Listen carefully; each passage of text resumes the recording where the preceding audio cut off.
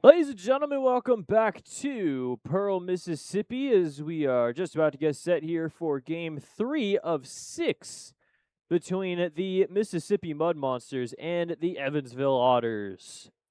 Well, with the rain, there was a little bit of a rainstorm earlier in the day, maybe like an hour and a half ago.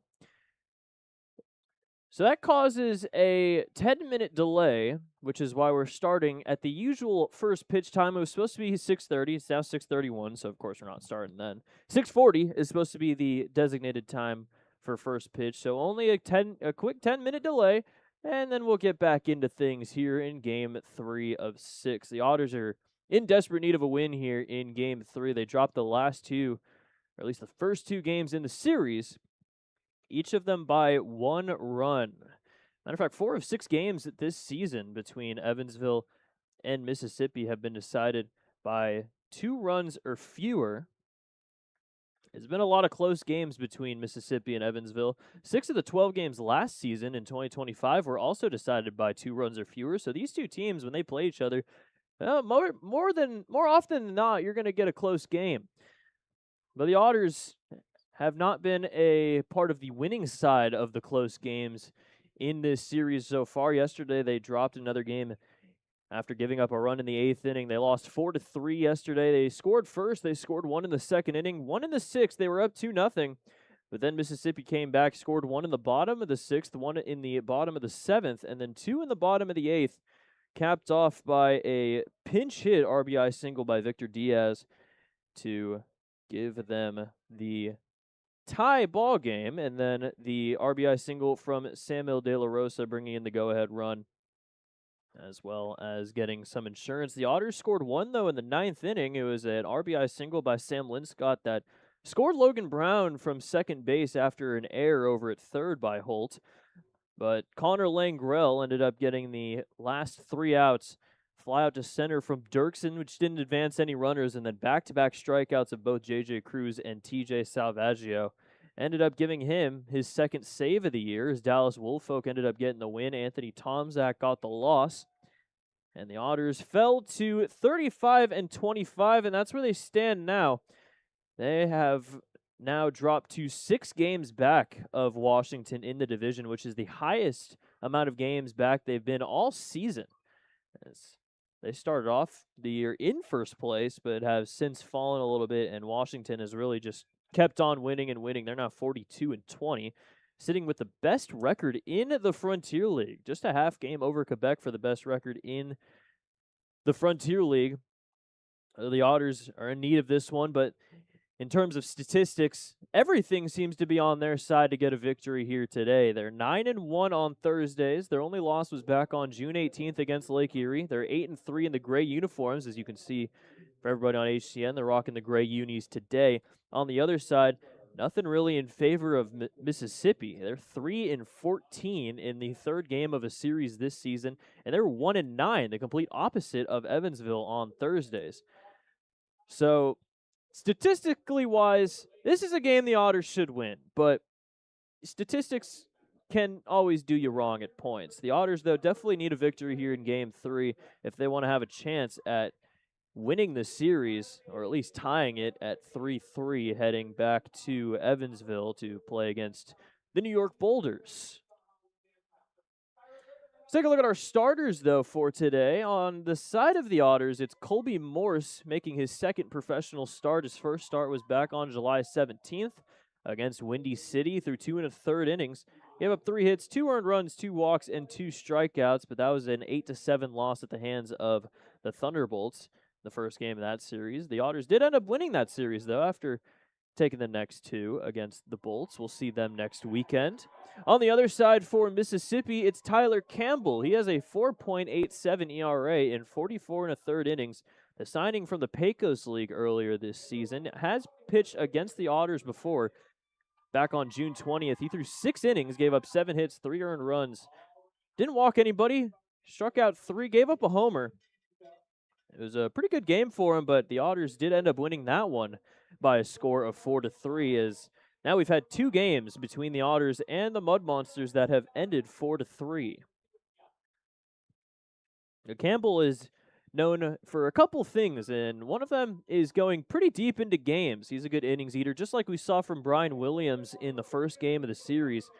His shortest start of the season so far has been 5 1/3. It was in his last start. But usually goes pretty deep into games. His season high in innings pitched in a game is 8. That was in his first game with Mississippi back on June 9th against Joliet. He ended up only going 6, though, on June 20th against the Otters. Well, both teams are finding themselves without some good offensive help. On the side of the Otters, it's pretty big help. Blake Robertson on the IL, he's hitting .316 against Mississippi this season. LG Castillo has not played in this series yet as well, and he's hitting .350 against Mississippi this season. Overall, he's hitting .336. So a couple of bats in the lineup for the Otters that are really being missed, as the Otters have only managed 5 runs in the first 2 games of this series, and meanwhile, the pitching has been really good, but they have not been able to put it together offensively, and I think it showed its ugly head yesterday as they left 14 runners on base, which is tied for the season high in a game this season. On the other side, Mississippi did leave 9 on, but they were able to get that 4th run across. On the other side, though, for Mississippi, they are without Jack Holman as he was moved to the 60-day IL. It's a big bat for him, as well as Caston Furr, who was placed on the IL just recently, not expected to play in this series, barring any sort of fast comeback, but both teams without big bats. But the Otters, though, really missing B-Rob and LG. Guys have been able to pick it up a little bit, but we can see the offense, while they are still first in batting average in the Frontier League, have been stuttering a little bit in the past couple games. Take a look at the umpires. Dylan Self's behind the plate. Jose Mariente, the crew chief, is at first, and Wes Dunkel is at third. Not too sure who the dude in the costume is for everybody watching on HTN. It's a midsummer Halloween night here in Mississippi. So a lot of Halloween-themed music pregame. Everybody's in their costumes. I saw the other broadcaster, the broadcaster from Mississippi, Mr. Colton Martinez, by the way, does a great job here with the Mud Monsters. He's dressed up as Charlie Brown today. So for mid-inning entertainment, if you see everybody in costumes, that's why. We have our plate meeting, though, between Andy McCauley and Jay Pecci.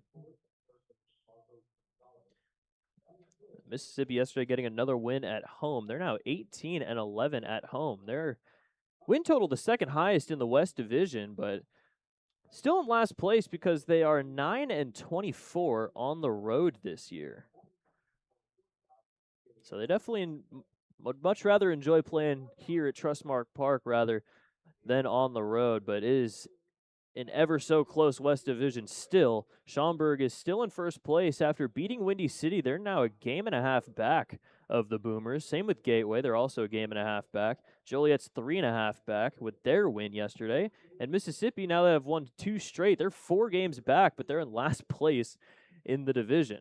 So it is a tight race between all 5 of those teams, and especially in the wild card. Florence and the Otters still in control of that one. But Lake Erie, even though they're 15 games back of the division, still hunting for a wild card spot. In the Atlantic, it's looking a little bit like the same. New York has kind of gotten a little lead on New Jersey after they beat them yesterday. Sussex is 4.5 games back. Down East is down at the bottom, 6.5 back. Quebec running through the North Division. Ottawa and Brockton fighting for wild card spots. Tri-City also in the mix. Troyes is 21.5 games back. They have a run differential of negative 109. Washington has by far the highest run differential, plus 147. Didn't realize Lake Erie is at a minus 100 in terms of run differential as well. It really is anybody's conference. As we've seen, the Otters beat Washington 2 out of 3 in a series at home. Now, Washington is looking like they're in control of the entire conference so far this season. Still got a lot of games left, though. And we got 4 games left here in Mississippi. Game 3 about to start. We'll take you to the anthem here on the pregame show. Take a quick break on the Otters digital network after its first pitch from Pearl.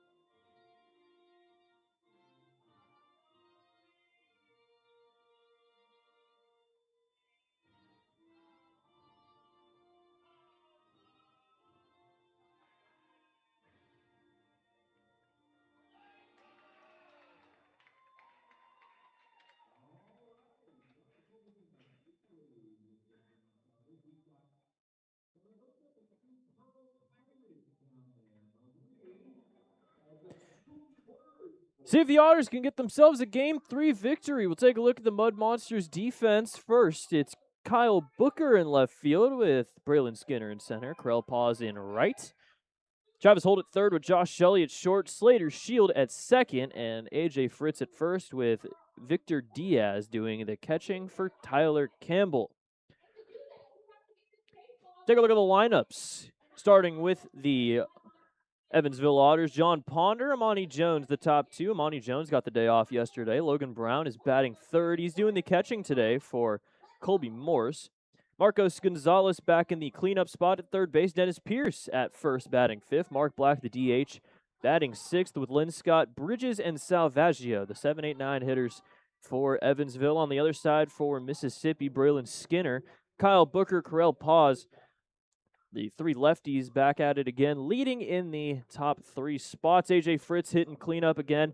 Victor Diaz hitting fifth, doing the catching. Travis Holt batting sixth. Samuel De La Rosa is the DH. Josh Shelley and Slater Shield, the 8-9 guys. Here's Tyler Campbell, who's starting for the Mud Monsters. 25-year-old from Albuquerque has a 4.87 ERA and 44 in a third innings. Whip at a 1.24. 10 walks compared to 26 strikeouts. Doesn't walk too many guys, but gives up a decent amount of hits. He last pitch against Florence, 5 1/3, 8 hits, 4 runs, 3 of them earned. 1 walk, 3 strikeouts against the Alls. Otters in dire need of a win here.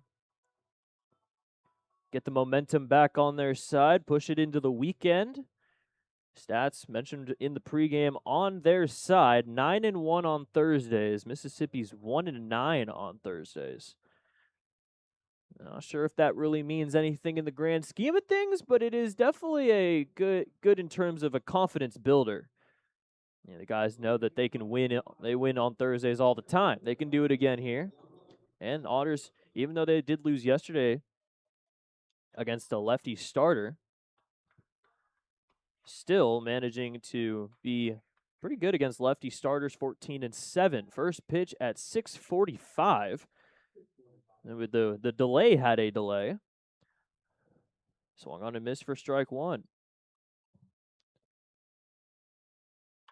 0-1 grounder over to second base. Slater Shield will throw to first in time for out number 1.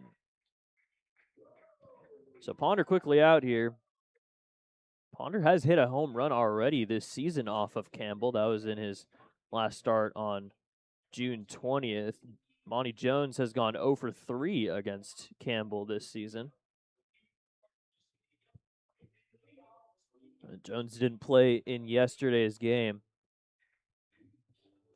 Got the day off back on Tuesday. He went 0 for 4 with 2 strikeouts. First pitch is called a strike, and it's 0-1. So back-to-back lefties being used by Mississippi. I'm not sure if the Otters have actually had a lefty starter all year, except for that one game from Zentko who started. That was one of the suspended games.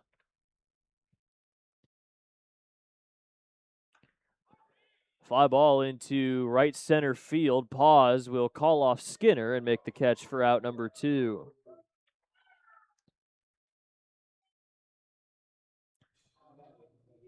In terms of the rest of the way, though, tomorrow, Sergio Sanchez is up against Wiltsey. Saturday's John Walsh, another lefty for Mississippi, against Junior Serta. And then we got Williams and Simpson facing off again on Sunday. Those are the probables. 2 quick outs here. First pitch to Logan Brown is low and away. Now, Logan Brown did play yesterday. He's coming off of back-to-back 2 for 4 days. He's got a hit in his last 5 games, including 3 multi-hit games. He's up to 21, which is the most on the team. Outside, and it's 2-0.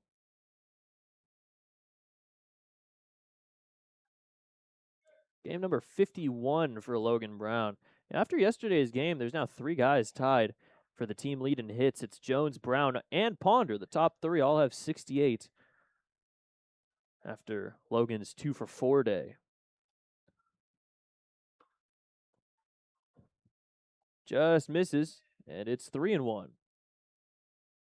Marcos Gonzalez in the cleanup spot yet again, as Dennis Pierce has been moved around the lineup a lot as of recent, hitting 5th for the 2nd time this season. It was usually a mainstay in the 3 or 4 spots, but moved down to 6, moved up to 2. Now in the 5 spot yet again, all within the past week or 2. Fouled away, and it's going to remain at 3-2. 16 walks, 27 strikeouts for Logan Brown. Did have a walk yesterday, strikeout on Tuesday. Another 3-2 reaches out and pokes one. Diving stop from Shield. His throw to first on a knee is in time for out number 3. Some great defense being played by Shield over at second base as it completes the 1-2-3 top of the first for Campbell. We'll head to the bottom of the first, no score on the Otters Digital Network.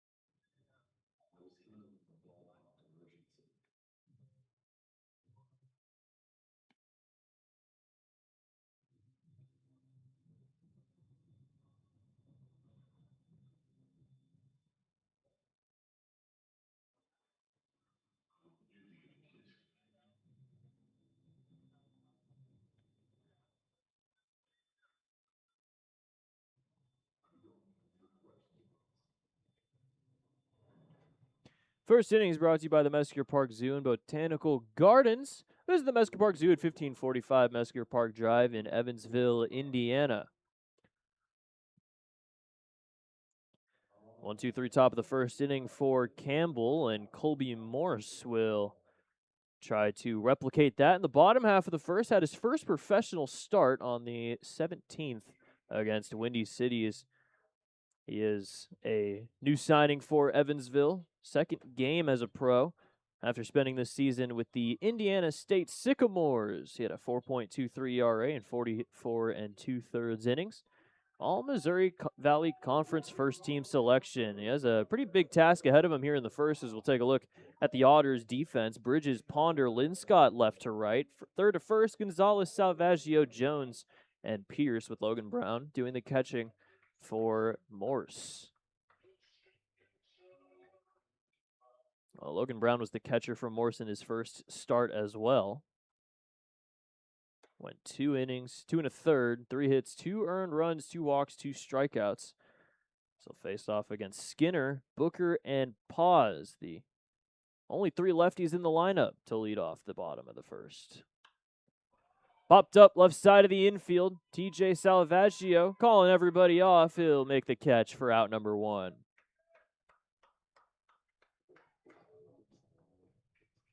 Oh, good start here for Morse.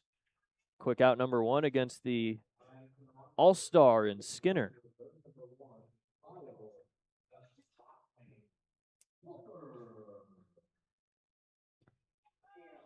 Kyle Booker up for his first at-bat of the day.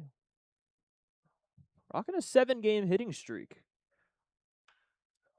Fly ball into deep left field. Going back is Bridges, and he will make the running grab for out number 2. A very quick couple of outs from Morse, just like Campbell did in the top of the first. That one definitely had some carry on it. No wind here at Trustmark Park. The wind was coming in a little bit before first pitch, but it has died down just a tad.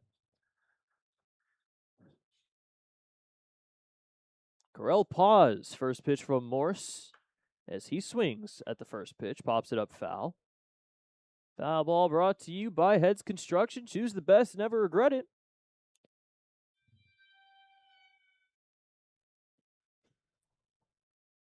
Paz is coming off of now back-to-back-to-back, 1 for 4 days.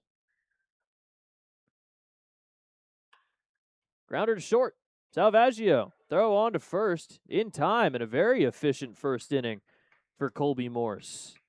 As both pitchers go and get 1, 2, 3 first innings, we'll head to the second. No score on the Otters digital network.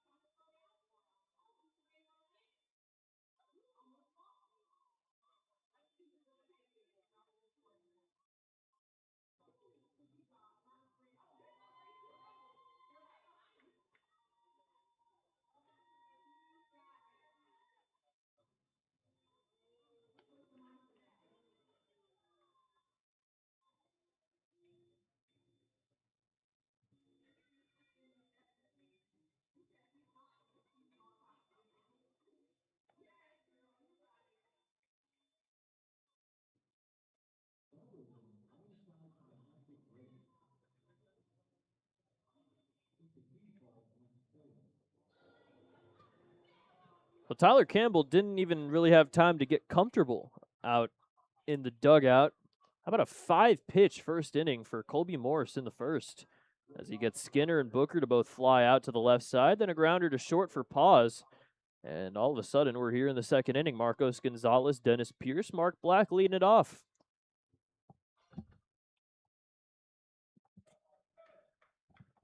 Gonzalez hitting .326 so far on the road this season. 6 doubles, 3 homers, 18 RBIs.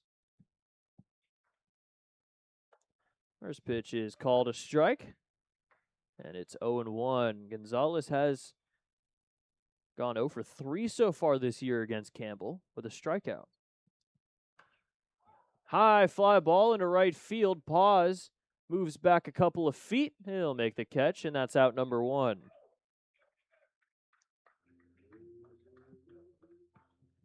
We know Campbell's going to work really quickly here, so it's already been a quick inning, top of the first. I'll bring up Dennis Pierce.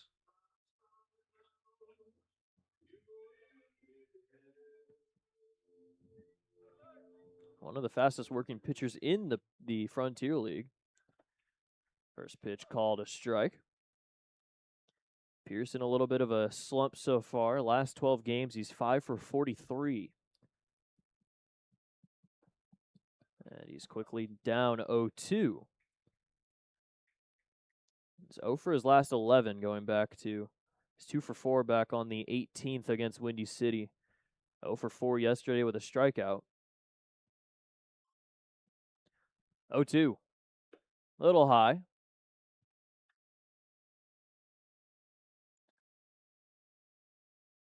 Pierce has been getting moved all around the lineup the past couple weeks just to see if he can break out of that slump in one of those spots. Fly ball into right field. Pause now moves up, and he'll make the catch for out number 2. So back-to-back flyouts to right field have gotten the first 2 outs in the second inning. That'll bring up Mark Black.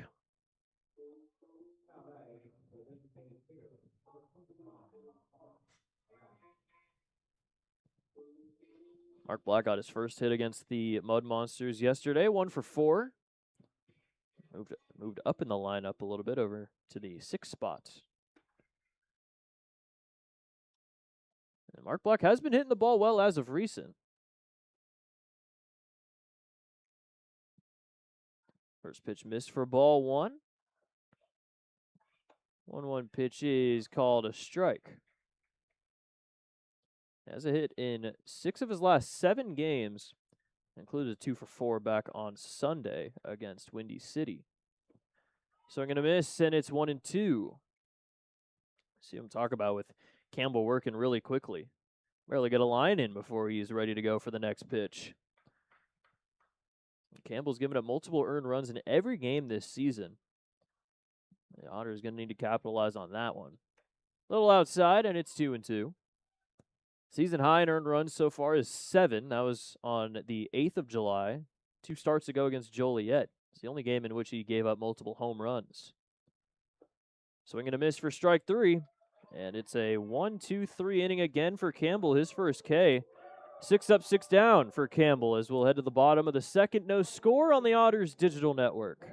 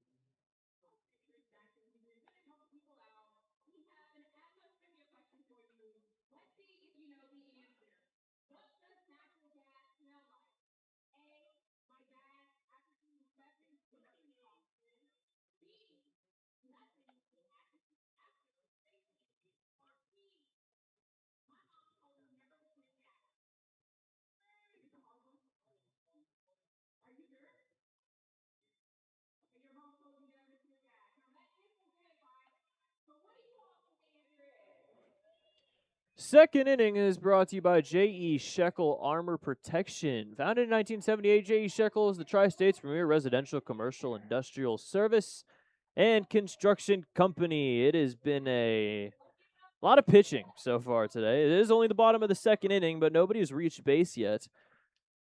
Colby Morse looking to match yet again what Campbell was able to do in the top of the second inning and get a 1-2-3 frame of his own in the bottom half. A.J. Fritz leading it off. Behind him, Victor Diaz and Travis Holt.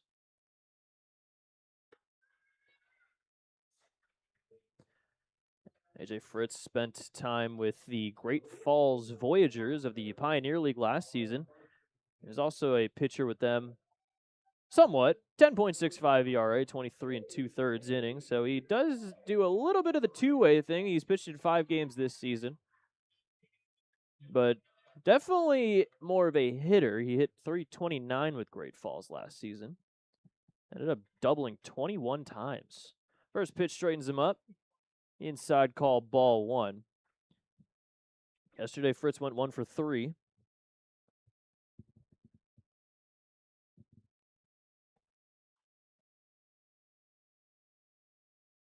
One-zero pitch from Morse is called a strike right down the middle.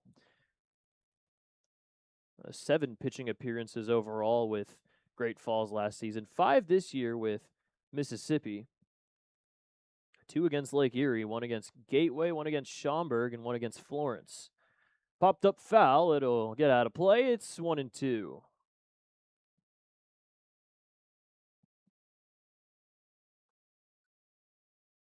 With Great Falls, he had back-to-back appearances in which he gave up 7 earned runs in 3 innings against the Ogden Raptors and the Missoula Paddleheads. Into center field, a base hit, and A.J. Fritz is the first man to reach for either side today as he leads off the second with a single.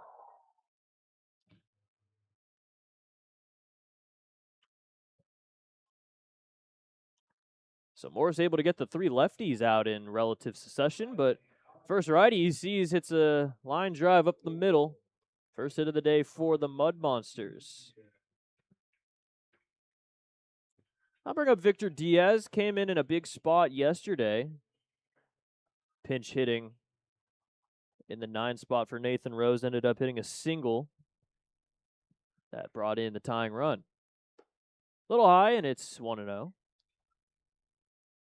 Overall, he's hitting a 9 for 36 in his 11th game. Does have a hit in both games, though, this series. 1-0. High fly ball into center field. Ponder moves up a couple steps and makes the catch for out number 1.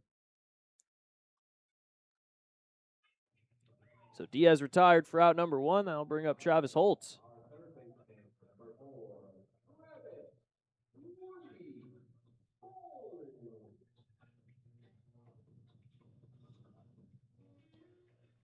Holtz is on a 6-game hitting streak, hitting his last 6. He has a 2 for 4 day yesterday. Now has as many multi-hit games as hitless games this year, 16-16. First pitch a little low for ball 1. Holt's been in the professional game for a while. This is not the first team he's played with in the Frontier League. He was with Schaumburg back in 2023. Hit .246 in 67 games. That was his first bit of professional experience. Swing and a miss, and it's 1-1. High fastball got him to whiff on that one.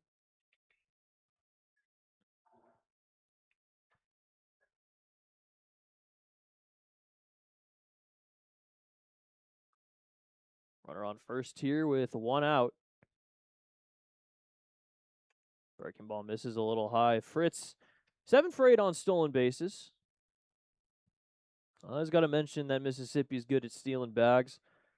128 of them this season, which is second in the league behind Tri-City.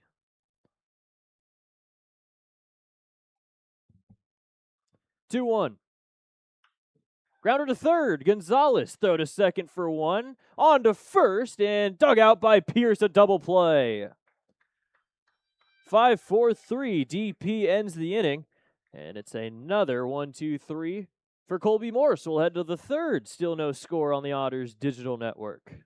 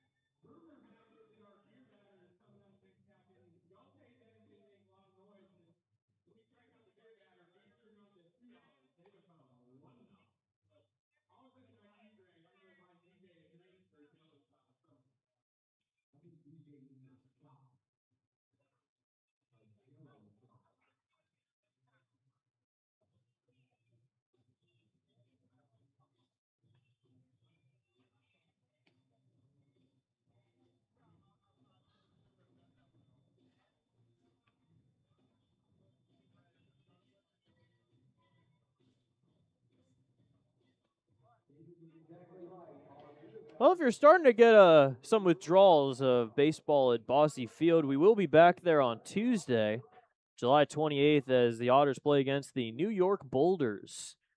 3-game series there. The first game's Tuesday at 6:35. Then we have a 12:05 start on Wednesday afternoon for everybody that wants to play hooky from work and pull up to the stadium. Definitely can. Don't blame me, though, if you get fired. Third game, though, Thursday at 6:35. Make sure you show up for that as well.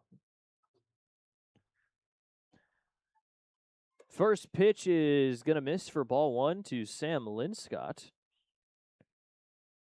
Both pitchers have faced the minimum through 2 innings. 1-0. And there's a base hit into left field. Sam Linscott, first hit of the day for the Otters as he leads off the third with a single. Linscott hit in his last 7 games now. Previous 6, he's only gotten 1 hit. Just one. But maybe. He's got to hit out the way here in the third. Maybe he'll get a multi-hit game in this one. But Linscott's been hitting the ball well as of recent. A runner on first, nobody out. Trey Bridges up for his first AB of the day. He'll take a ball.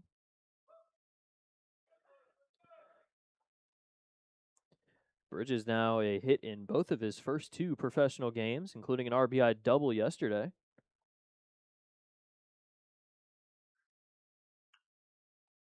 Fouled away off to the left side. Bridges from the area, from Jackson. This is with the Louisiana Monroe Warhawks, East Central Community College in 2024, then spent his last 2 years, including this year at Grambling. Fouled away right above the box, hit off the top, and went back onto the field. I feel like that type of thing only happens at Bosse Field because of the way the roof is set up, but no, it happens here too, apparently. 1-2 here to Bridges. And have a bit of a timeout here. Linscott definitely a chance to steal, though. 8 for 10 on stolen bases. Otters don't steal nearly as much as Mississippi does. Popped up into foul ground, running after it is Fritz, and he will make the catch for out number 1. A pop out to first base is out number 1 in the third.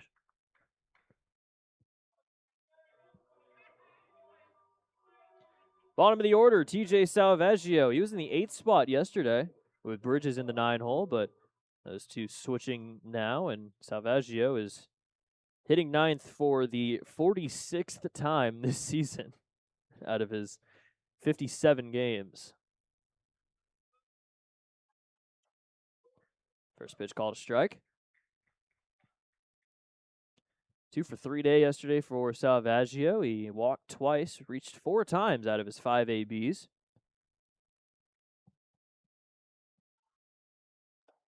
Big swing and a miss, and it's 0-2.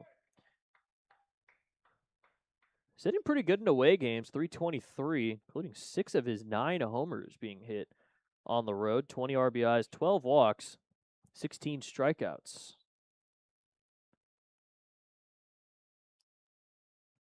The Otters, after these couple losses against Mississippi, now at 500 on the road, 14-14. On the other side, Mississippi 9-24. They are really struggling in road games. Well, luckily for them, after this series, they have another 6-game homestand. There's a fly ball into right field. Paz backs up a few feet. He'll make the catch for out number 2.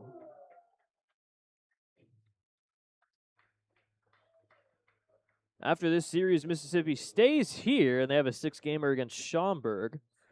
And then they head on the road for 6, 3 against Lake Erie and 3 against Schaumburg. But this is the last time, this series, the last time we will see Mississippi in the regular season. Of course, always a chance to see him in the playoffs. You never know what's going to happen with how close the West Division is. First pitch misses to Ponder for ball 1. Runner goes, throw to second, is into center field. Linscott is just going to stay put, but he will take second base, his 9th bag of the year. Now 9 for 11 on stolen bases. Runner in scoring position with 2 outs.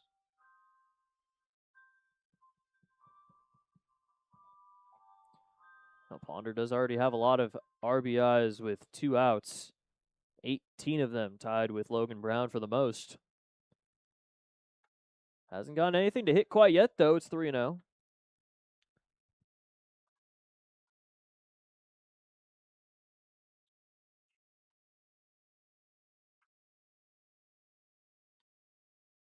Ponder hitting .404 as well with runners in scoring position. Taken all the way there as that one's called a strike.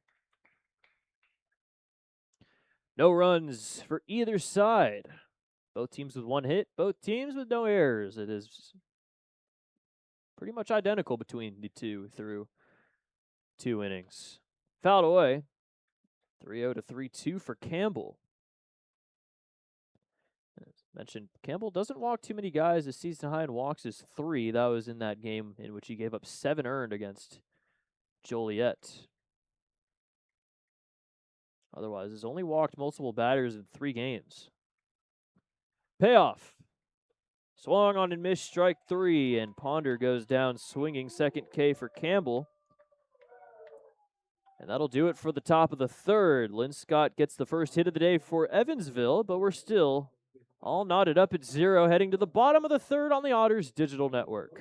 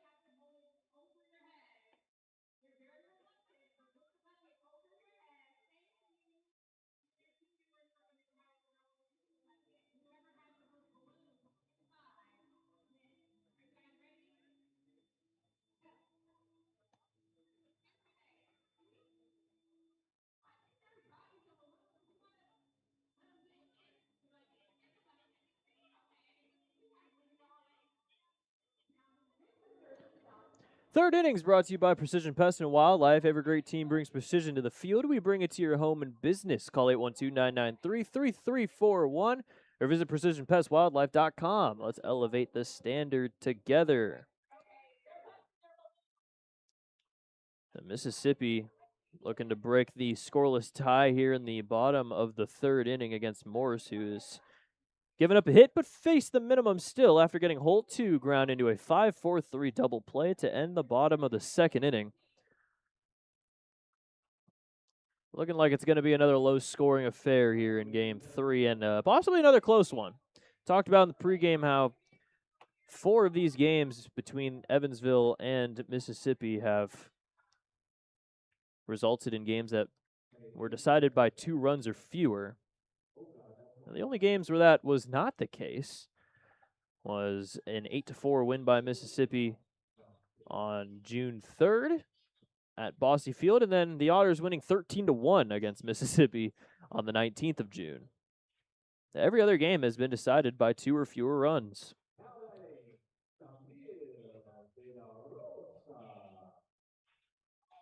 Bottom 3 leading off here in the bottom of the 3rd. De La Rosa, Shelley, and Shield. First pitch just misses inside for ball 1. Samuel De La Rosa was a little bit higher in the lineup yesterday. He was hitting 5th, now down to 7. That one will miss. It's 2-0. De La Rosa still only 22 years old. He was in the Cardinals organization for a pretty long time, since he was 18. Signed a minor league deal with them back in January of 2021. high, and it's ball 3.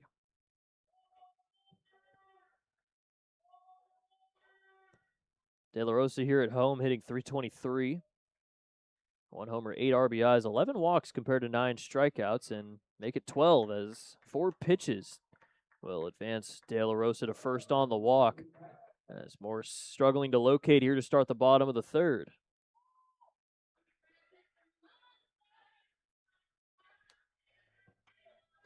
A leadoff man reaching for the 2nd straight inning for Mississippi.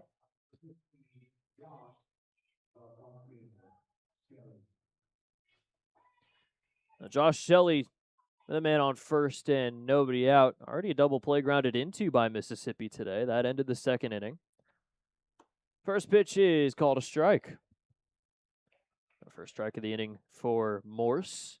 Shelley yesterday went 0 for 3. That was after a 2 for 4 game 1 of the series.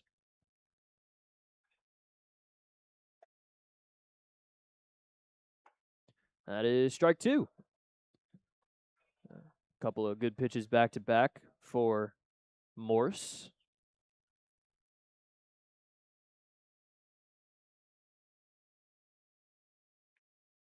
Trying to get out number 1, bring up Shield at the bottom of the order. Still with the man on first. 0-2 from Morse. Runner goes. Popped up foul. There no netting there. That would have hit me right in the face. Got to stay vigilant. It really is going to take a lot of luck though for it to get into the box here. Netting is quite high. I do like that sense of adrenaline when it comes your way though. I'm not you don't get that at Bosse Field. There's absolutely no chance a ball comes up to the press box at Bosse Field. High fly ball into center field. Ponder ranging back. He'll make the catch, and that's out number 1.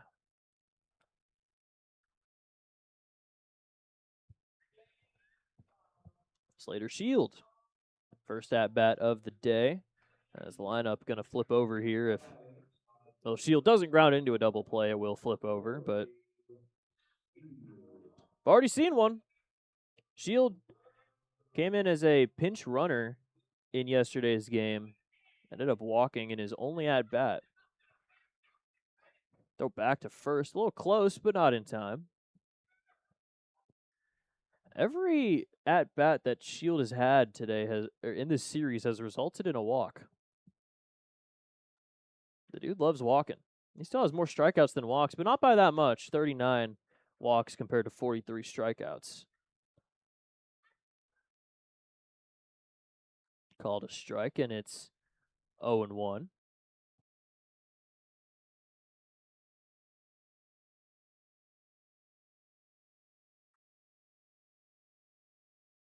The throwback is not in time. The Otters in a pretty big spot. They should win this one. If they lose, though, they'll be only 9 games over 500 for the first time since they were 20-11 back on June 13th. They've been in double digits over 500 ever since then. Grounder foul over into the on-deck circle where Braylon Skinner is working on his swings.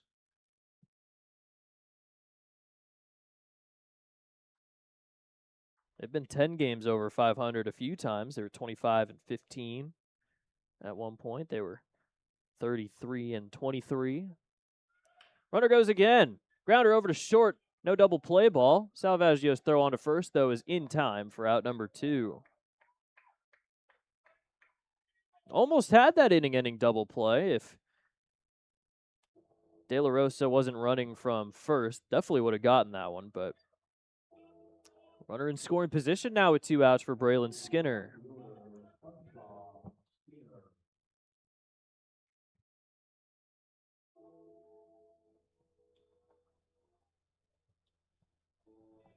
Well, usually it's not this inning that has been the most in terms of runs scored by Mississippi. It's usually the 4th. The 4th, they have by far the most runs scored, 62 of them.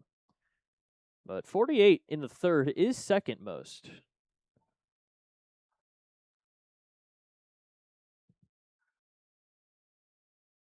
Skinner flew out to shallow left field. Rounder is going to get off of Logan Brown. Going to try and recover, not able to do so.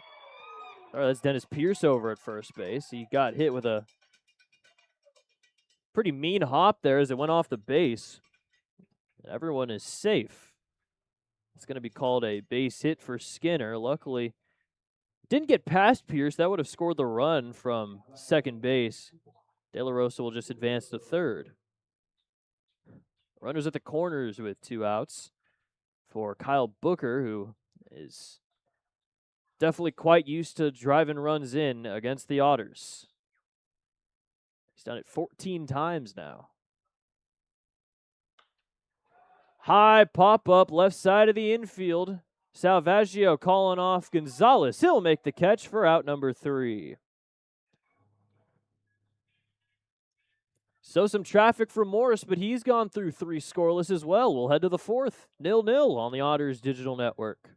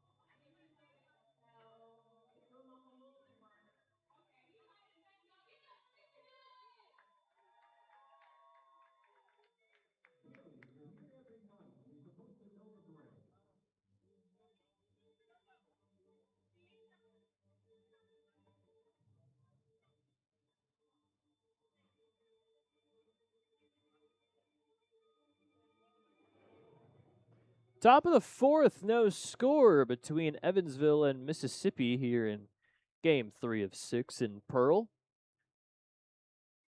It was 1st and 3rd with 2 outs, but Colby Morris induced a flyout to Salvaggio at short. I guess at short, moving over into foul ground to make the catch for out number 3 to keep things at 0-0. Monty Jones leads it off.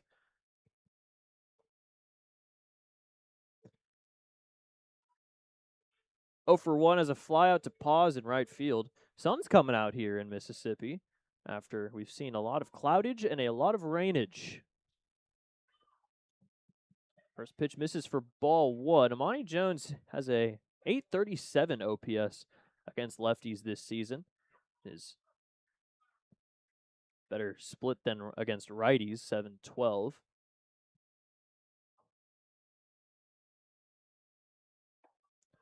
Swing and a foul tip into the glove for strike 2. Campbell still managing to work really fast here. Is at Northeastern Junior College, then Alabama A&M for a couple years, as that one's fouled away. Didn't play baseball in 2024. It was with the Santa Fe Fuego of the Pecos League. 2025, he led the league in innings pitched with 89 1/3 and in strikeouts with 69, but gave up a lot of hits, 147 of them. 1-2 a little high. Only pitched, though, in 2 games with the Fuego in 2026 before Mississippi picked him up. 2-2. Just got a piece of it. Stays alive as he fouls it back. May 28th against the Grand Junction Razorback Suckers. 5 innings, 1 earned run, 9 strikeouts, and threw a complete game with 8 strikeouts against the Pecos Bills on June 2nd. before getting called up as he strikes out Amani Jones. Back-to-back Ks for him, up to 3 on the day, and that's out number 1 to lead off the 4th.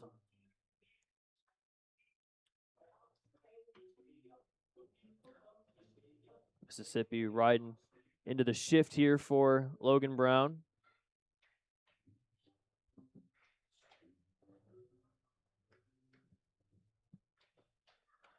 Still don't really understand as to why they're doing the shift on Logan Brown. Yes, he does hit it to right field the most, but it's 20% to right compared to 18% to center and 16% to left. So the splits really aren't that much, but he does ground one over to second base. Shield will throw to first in time for out number 2. Even though he did pull it that time, my point still stands.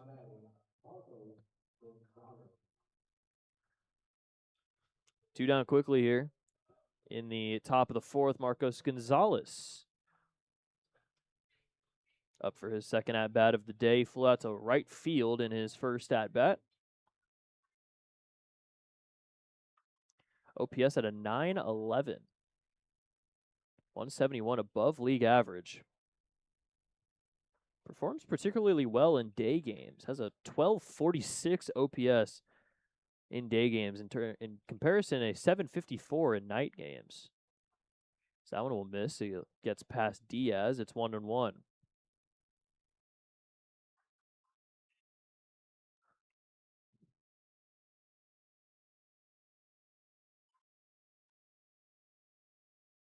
Off the end of the bat, foul over to Billy Easley at first base.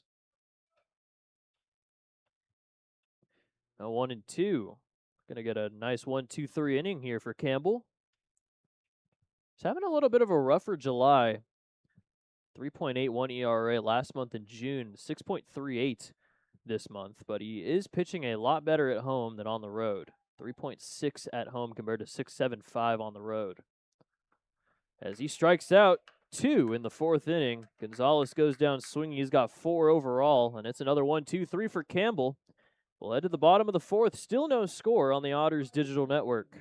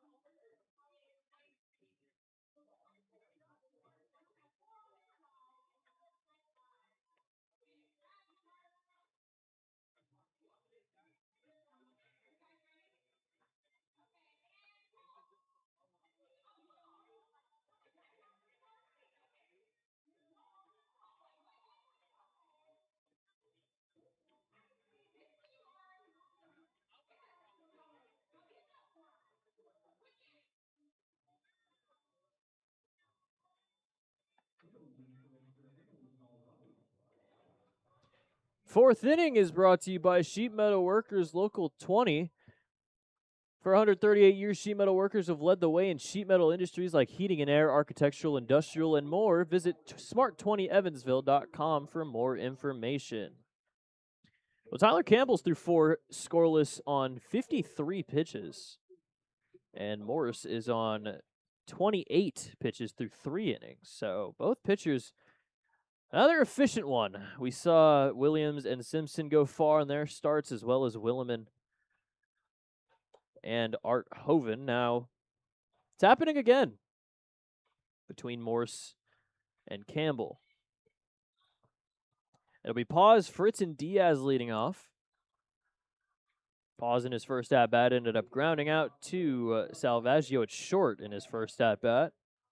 Sitting at a 300 now in his 7th game. He's been with the Mud Monsters for both seasons, but he's just been on the inactive list. Most recently got reinstated back on July 12th. Fly ball into center field on the first pitch. Second time Paz has gone out on the first pitch. That is a fly out to center. That's caught by Ponder for out number 1.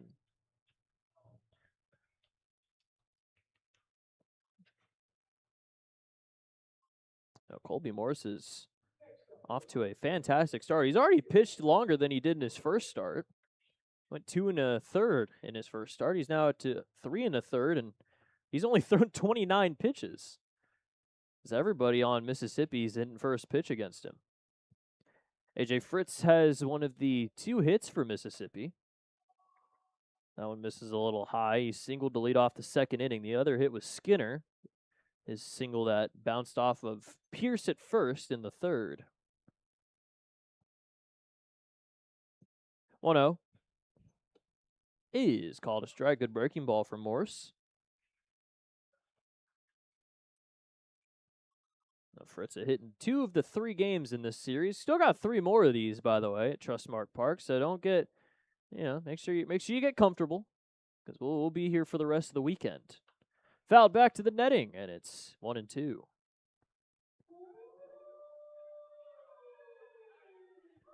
Season series, though, after the 2 wins from Mississippi in this series, have tied things up 4 games apiece. Let's see if the Otters can win the season series here. They have to take 3 of 4. 1-2. Grounder over to third base. Gonzalez throw across the diamond over to first in time for out number 2.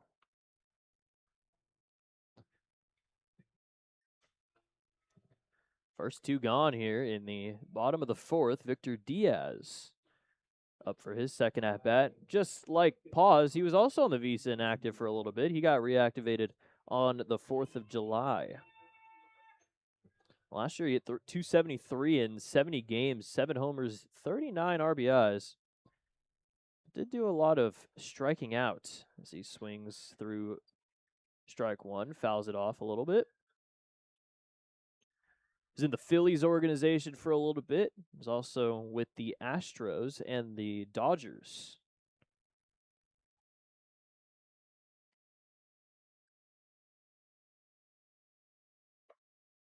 Originally signed a minor league deal with the Phillies in July of 2018. Spent the entirety of 2019 in the Dominican Summer League. He was actually an all-star with them. He hit 289. Then COVID happened.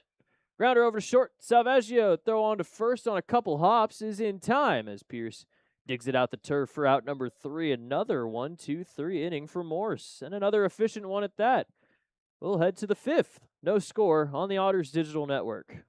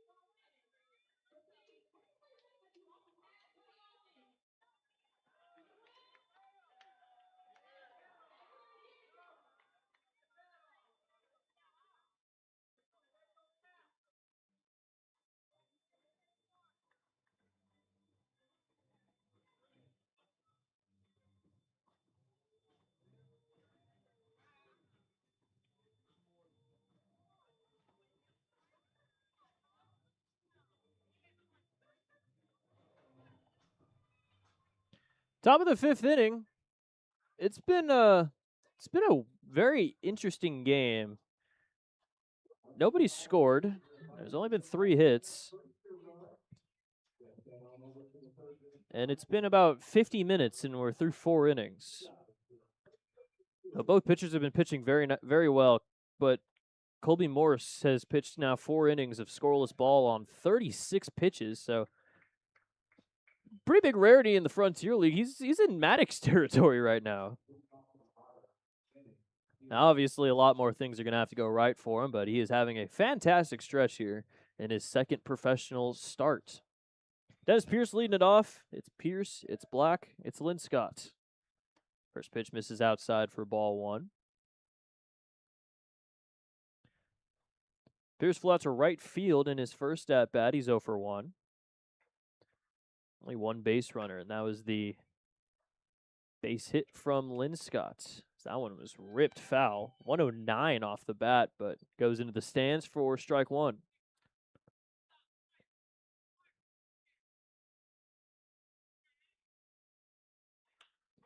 Fly ball into deep left field. Going back is Booker, and that one's going to get off the wall. Dennis Pierce heading into second base, and he has himself a leadoff double.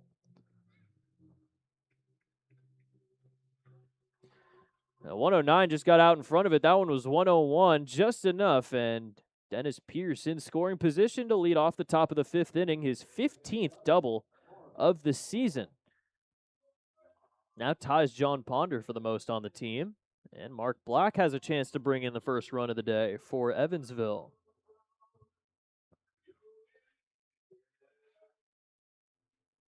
Well, hopefully for Dennis Pierce, that's a little bit of a slump buster, as that one was a very well-hit ball. Grounder over to third. Travis Holt throwing a couple hops over to first is in time for out number 1. As Mark Black is out number 1 in the 5th. No advance from second for Pierce. That'll bring up Sam Linscott.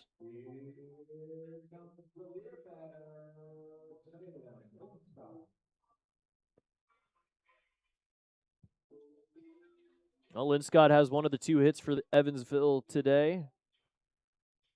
After the double from Pierce, both teams now with no runs, 2 hits, and no errors. First pitch called a strike. Linscott is the beer batter today. Not sure if we've had Linscott be the beer batter on the road before. 0-1. Little low. The block from Diaz makes it 1-1. Well, the Otters really struggled with runners in scoring position yesterday. Ended up leaving 14 on. But in this case, the Otters, well, both sides really haven't gotten too much offense. Grounder over to short. Throwing to third is Shelley, and they have Dennis Pierce in a rundown. A throw over to third, and he is out. But Linscott will make it to second base. The fielder's choice will have Linscott trade places with Pierce. Just enough time in the rundown for Linscott to take second base.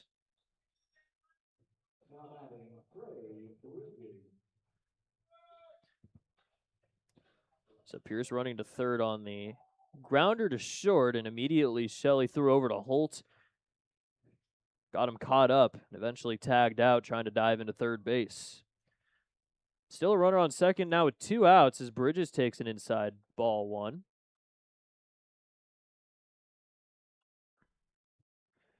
Bridges popped out to Fritz in foul ground near the first base bag in his first at-bat. 1-0. High fly ball into center field. Braylon Skinner is under it, and he'll make the catch for out number 3. So the Otters unable to capitalize on the leadoff double by Pierce. Halfway home, still no score on the Otters digital network.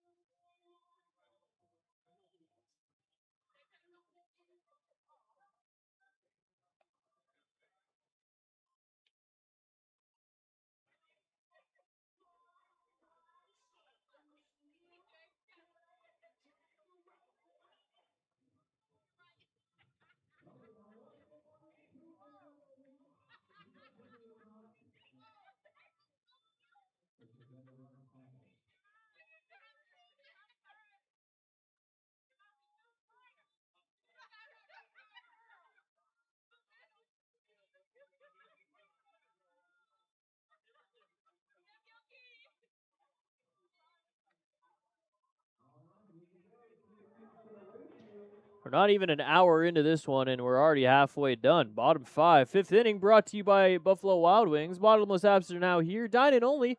Visit either Evansville locations, 5405 Pearl Drive or 715 North Green River Road for details. Colby Morse has thrown 36 pitches through 4 scoreless. Definitely has a lot left in the tank. He'll face off against Holt, De La Rosa, and Shelley to start the bottom of the 5th inning. The Otters had a runner on second with nobody out, but were unable to bring him around after Dennis Pierce's leadoff double.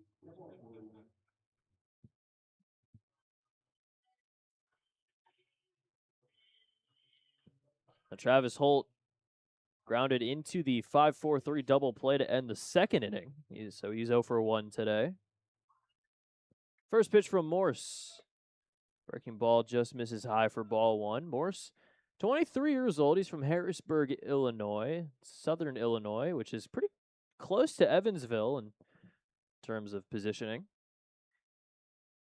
Also near SIU in Carbondale. That'll miss for ball 2. Has a twin brother named Creighton. He was teammates with Creighton on Lincoln Trail in 2022 and 2023, and with Jacksonville State in 2024. Morse ended up going his separate ways from Creighton in 2025 when he went to Indiana State. 3-0 here. Morse does have a walk already today to De La Rosa. That led off the 3rd.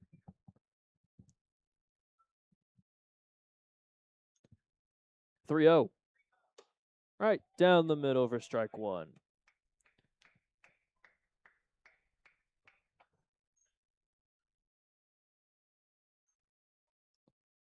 With Jacksonville State, he had a 5.74 ERA, 26 2/3 innings as Holt calls his timeout. Last time those two guys played with each other, Jacksonville State is in, not Jacksonville, Florida, but Jacksonville, Alabama, a little bit west of the Georgia-Alabama border. Division I school.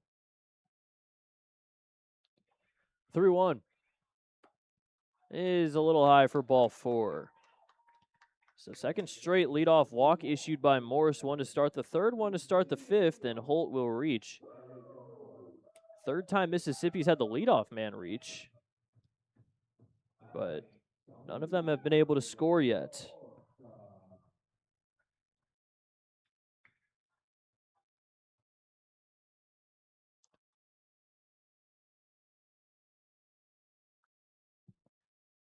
First pitch to De La Rosa is called a strike.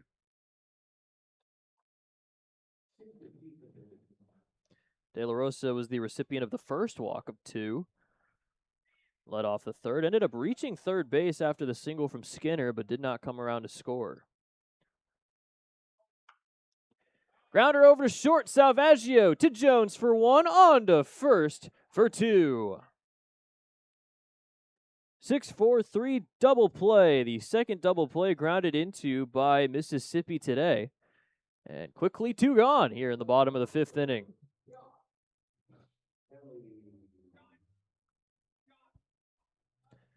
Feels as though nothing's really going the way offensively for either side today. Base is empty with 2 outs. Josh Shelley. His second at bat. He flew out to center in his first one. First pitch grounder over to deep 3rd. That's a fair ball. Long throw to first is in time. A great throw from Gonzalez on a hop over to Pierce at first. And that's out number 3. 5 scoreless for Colby Morse. As we'll head to the 6th. Still no score on the Otters digital network.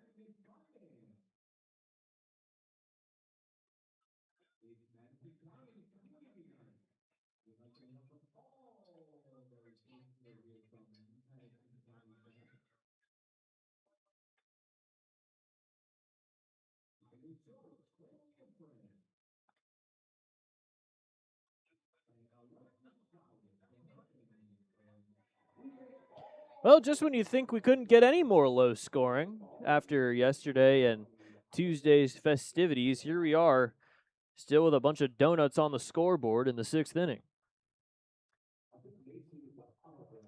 TJ Salvaggio leads off, and then it's Ponder and Jones against Campbell, who's thrown 5 scoreless. 61 pitches for him. Morris has 44 through 5 scoreless. So I'm not sure they're taking him out anytime soon if he continues to pitch how he has been today. First pitch misses for ball 1. Otters in need of some offense, though. Fouled away off to the right side. It'll get out of play. 0 for 1 for Salvaggio. Fly out to right field.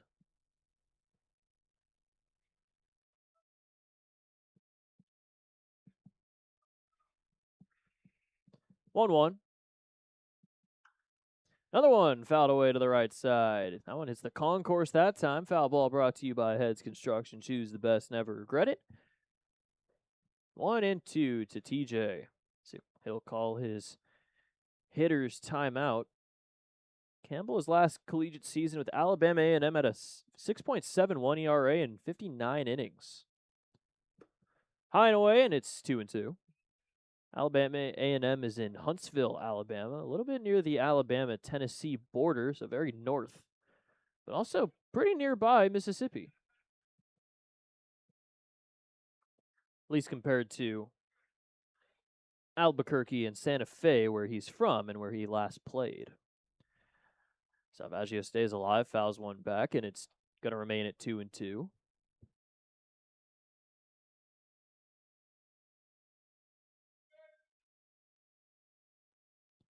Otters looking to have a leadoff man reach for the 3rd time today.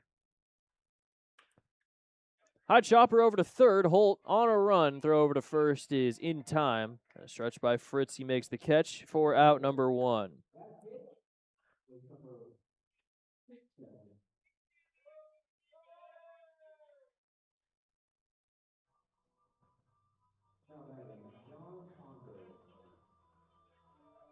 Back to the top of the order for John Ponder. Reminder that John Ponder's hit a homer off of Campbell before. One of his 6, but that was also at Bossy Field.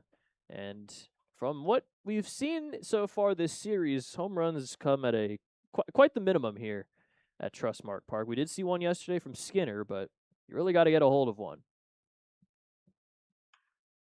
High fly ball into left field. Enough room, though, for Booker, and he'll make the catch for out number 2.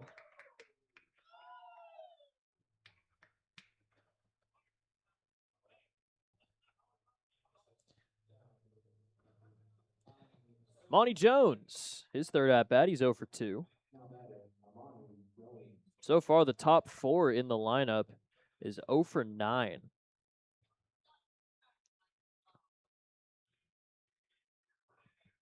So some struggles for the top of the order.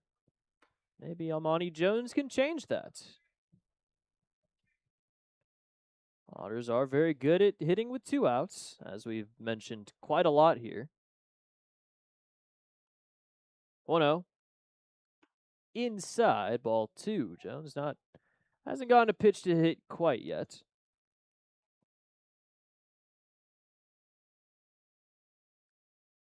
2-0.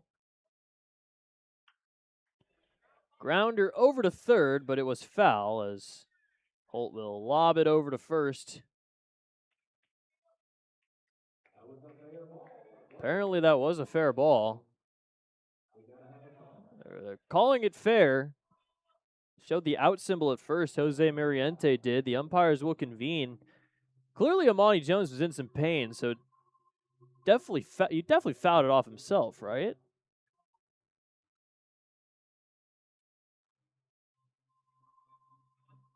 Umpires will convene. A little bit of a delay here as not all of Mississippi has come off the field, but a lot of them have. Everyone just kind of stopped where they were. Campbell's near the dugout. And apparently that will be called a fair ball. How? Not too sure, because Amani Jones was clearly in some pain after fouling it off himself. So not too sure how that's going to be called fair, and Andy McCauley is definitely upset about that one. We'll keep it here as we'll get a little bit of a look here on what's being said between Andy McCauley and the home plate umpire Dylan Self, but clearly it looked to be pretty obvious that Amani Jones started limping after that, went fair, didn't run over to first because he knew it was foul. We'll see what happens with Andy McCauley. He's not going to get tossed yet. Clubhouses are up near the left field section, up in the left field concourse, so he would have to make the long walk over there if he does get ejected. But either way, that is going to do it for the top of the 6th inning. And since we're already near the end of the break here on HTN, we'll keep things here and we'll take a look at the 6th inning. Well, brought to you by United Fidelity Bank, the experience you need and the service you deserve since 1914. But we'll also take a look at the out-of-town scoreboard. Joliet's up on Brockton 3-0 in the top of the 5th inning. 7-2, Schaumburg's beating Windy City in the 4th.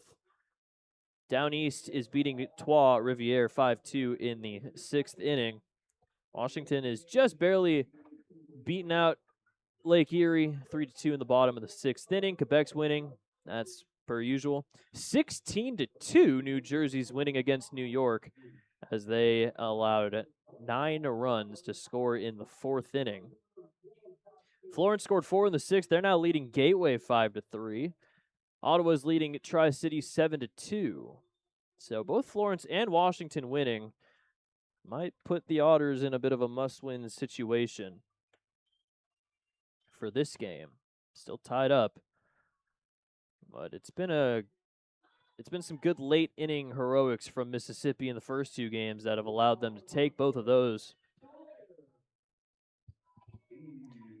Slater Shield will step up first here. 9-1-2 Shield, Skinner, and Booker, as Morse has been pitching a phenomenal game. 44 pitches to get through 5 scoreless. A little high for ball 1. These 2 guys were teammates in summer ball, Shield and Morse, with the Terre Haute Rex of the Prospect League.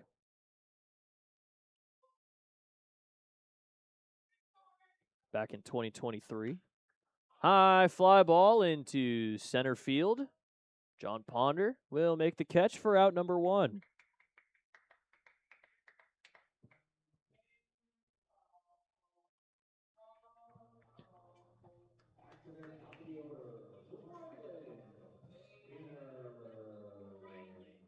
Back to the top of the order, Braylon Skinner. 1 for 2 as one of the 2 hits for Mississippi today. The other hit was A.J. Fritz. First pitch just outside for ball 1.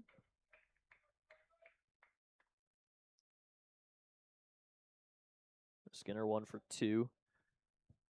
Bottom 5 in the order, though. Combined now 0 for 10. Grounder over to first. That's a fair ball. And Pierce will tag the bag. Skinner wasn't running. Jose Muriente at first calls it a fair ball, and with Skinner not running, Pierce was able to easily tag the bag for out number 2. See if we get an argument out of that. There's a couple of interesting calls being made in the past inning. Skinner wasn't too happy about that one. But they're not going to change it. It's out number 2. So Kyle Booker with 2 down quickly here. Outside for ball 1.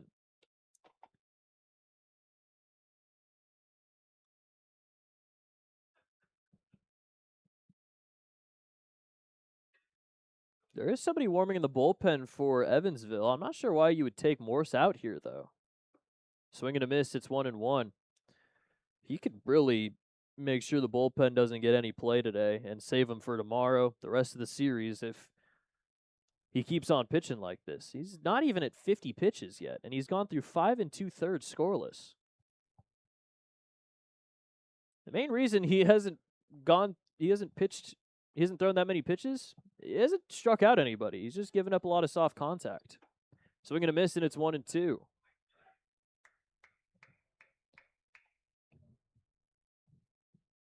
Two walks, no strikeouts. 1-2. Little low. It's been a lot of ground outs, a lot of pop ups, a couple double plays involved as well.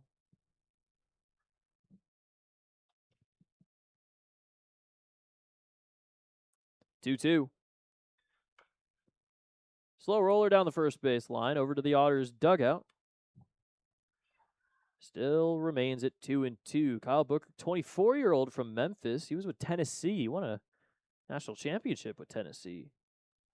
Teammates with a lot of former and now current MLBers. That one misses low for ball 3.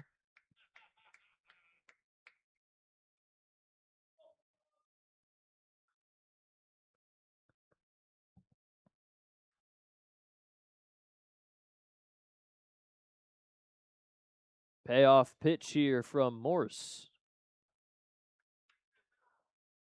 Fouled off of Logan Brown. Might have hit a place where he's not protected, but Booker will stay alive. It's still going to be 3-2. Booker last year with Mississippi hit nearly 300, 297 in 95 games, and that was after a stint in the Pioneer League in 2024 with the Billings Mustangs. His last collegiate year, though, was spent with Oral Roberts. Got his most playing time and hit 317. Another payoff. That one's hit up the middle into center field, and a base hit for Booker. Third hit of the day for Mississippi as Booker hits a 2-out single.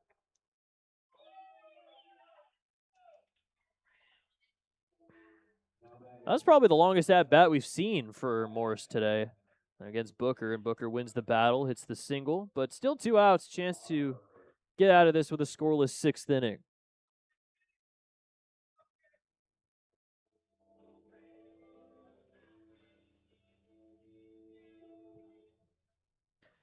Corral pause. First pitch here from Morse is called a strike. Just hits the outside edge.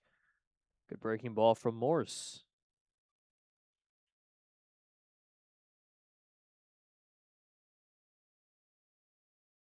Morse mostly a bullpen guy as a starter here. 2 1/3 in his first pro start, and now he's nearly gone 6. Called a strike. And it's 0-2 quickly here against Pause.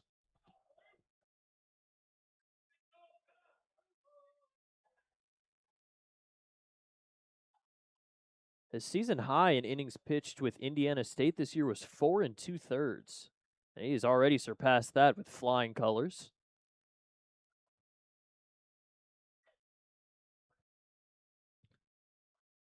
0-2 to Pause. Runner goes in the dirt, no throw, as Booker will take second base. Only the second Mud Monster to reach scoring position today. First one was De La Rosa after walking and advancing to third. But still no score here in the bottom of the 6th inning. Booker on second. A 2-strike count here, 1-2 against Pause. Morse kicks and fires. Grounder over to short. Going to be quick for Salvaggio and dug out by Pierce. Great dig at first by Dennis Pierce, and that's out number 3. A little bit of a snow cone grab right there at first base, and it is 6 scoreless for Colby Morris. What a fantastic start he's having. We'll head to the 7th. Still no score on the Otters Digital Network.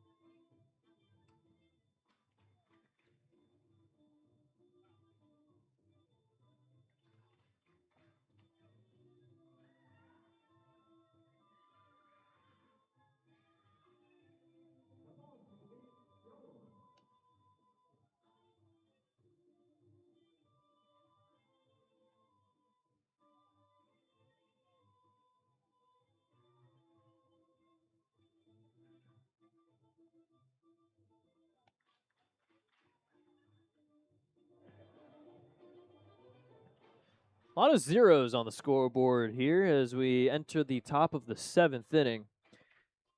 6 scoreless from both starters. Campbell's still out there as he'll face off against Logan Brown, Marcos Gonzalez, and Dennis Pierce. Mississippi now out hitting Evansville 3-2. We've seen 5 hits all game through 6 innings. It's been a real doozy, but it's been a very fun pitchers duel to see between Campbell and Morris. Morris, that was a little bit of a longer inning on the pitch count side, but he's still only at 60. With Campbell now, that was pitch number 73.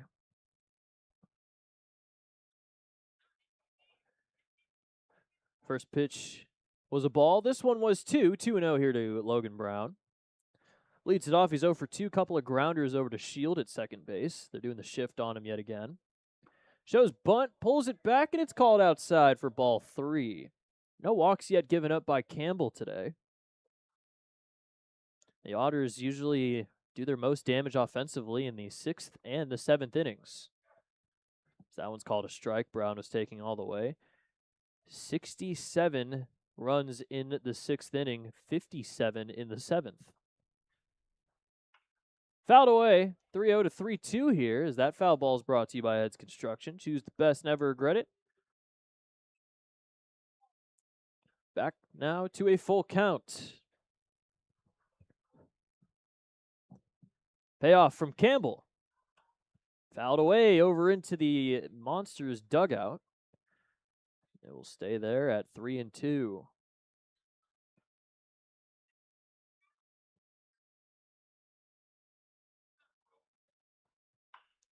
Fly ball into deep right field, veering away, and it is a foul ball. So close out there in deep right. Almost made it fair into that corner, but fortunately not quite enough. It'll remain at 3-2. Campbell has gone 6 innings before. He's done it quite a lot, actually. 7 innings, a little bit different territory for him. 8 innings he's only done once.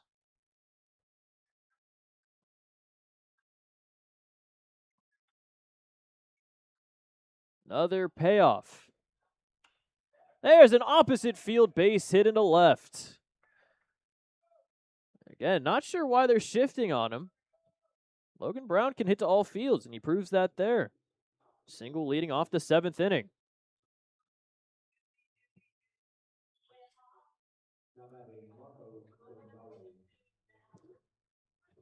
So runner on first with nobody out, and Marcos Gonzalez up now for his 3rd at-bat, 0 for 2 today. First pitch, slow breaking ball hits the outside edge of the zone.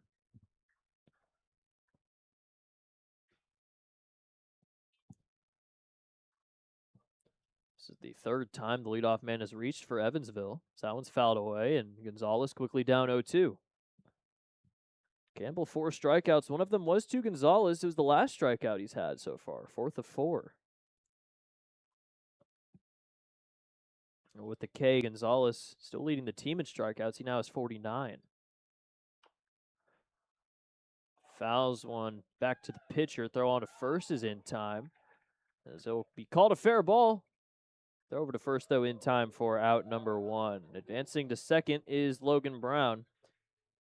Bit of a swinging bunt there for Gonzalez, and Logan Brown's in scoring position for Dennis Pierce.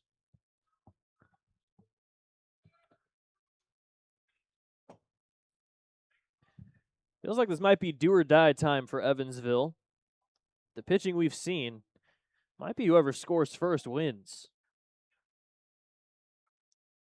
First pitch called a strike. It says 2 outs on the scoreboard, but there is only one.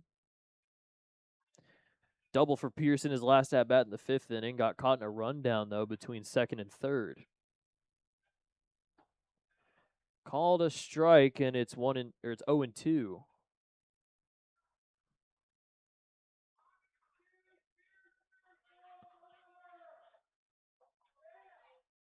Shift now on the left side for the Mississippi defense. High fastball, called a ball. Pierce, that double was his 15th. It was his first hit as well since Saturday. Went 2 for 4 on Saturday against Windy City. In the dirt, gets past Diaz. Not enough, though, to advance Brown from second base. 2-2.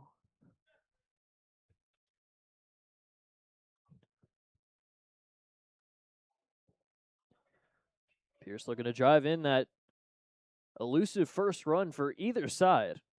That hit by Logan Brown, only the third for the Otters. 2-2. Grounder foul down the third base line.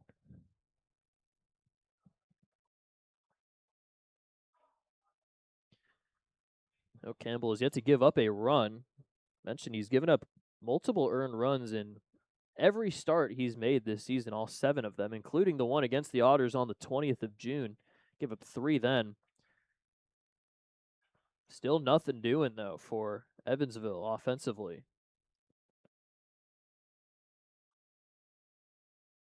Another 2-2. High fly ball. Right side of the infield into foul ground goes Fritz, and he'll make the catch for out number 2. So that will leave Logan Brown at second, and he remains now in scoring position with 2 outs for Mark Black.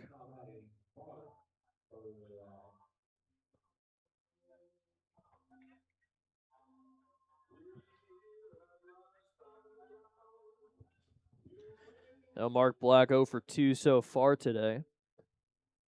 Struck out in the 2nd inning, grounded out to third in the 5th inning.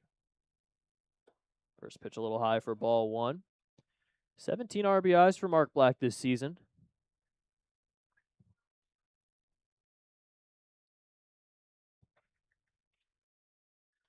Not necessarily hitting the best on the road this year. 119. 5 for 42. Does have a big spot ahead of him, though. Runner on second trying to give the Otters the lead in the 7th. Hasn't gone to pitch quite yet to hit, though, 2-0. As Campbell looks back to second, kicks and fires. There's a base hit into left field. Here comes Logan Brown from third. He's in to score. Mark Black breaks the scoreless tie. It's 1-0 Evansville.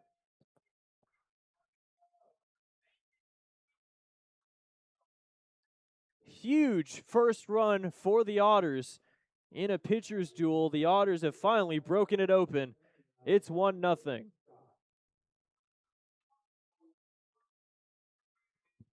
.104 off the bat of Mark Black, as his 18th RBI has given the Otters their first lead of the day. First pitch high and outside for ball 1 to Linscott. Mark Black now with a hit in 7 of his last 8 games, and that one might be the biggest out of that stretch if the Otters can pull off a victory here. 1-0 grounder foul over to the Mississippi dugout. You have to watch out, though, for Mississippi. They've had a couple of comebacks in the 8th inning. and the 7th. It was low scoring up until those innings for Mississippi, but it's been very good pitching so far from Morse. There's a fly ball into center field. Backing up is Skinner. He'll make the catch for out number 3, but the Otters finally get on the board in the 7th. RBI single from Mark Black, 1-0 Otters, as it's time to stretch on the Otters digital network.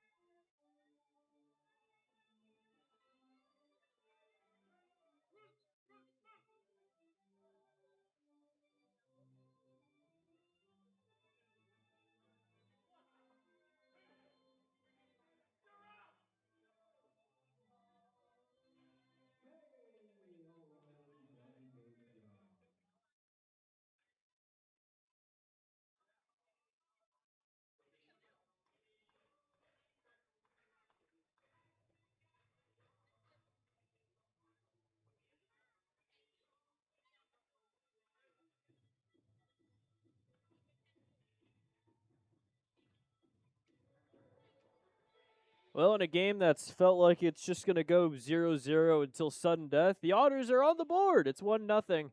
Hopefully everyone's stretched and ready to go. We haven't really been sitting for too long compared to other games. We're about hour 30 into this one, and it's the bottom of the 7th inning.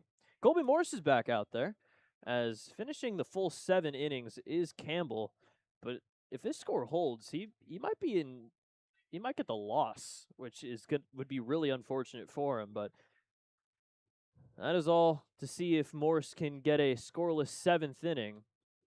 He has already put together one of the best performances by an Otter this season on the pitching side. And there aren't too many Otters that go into the 7th inning. He is one of them in his second professional start. It'll be Bridges. No, it won't. It'll be Fritz, Diaz, and Holt. Bridges is leading off the top of the 8th. So stick around. Fritz, Diaz, and Holt are the top 3. Leading off the bottom of the 7th inning. Fritz is 1 for 2, singled in the 2nd, grounded out to 3rd in the 4th inning.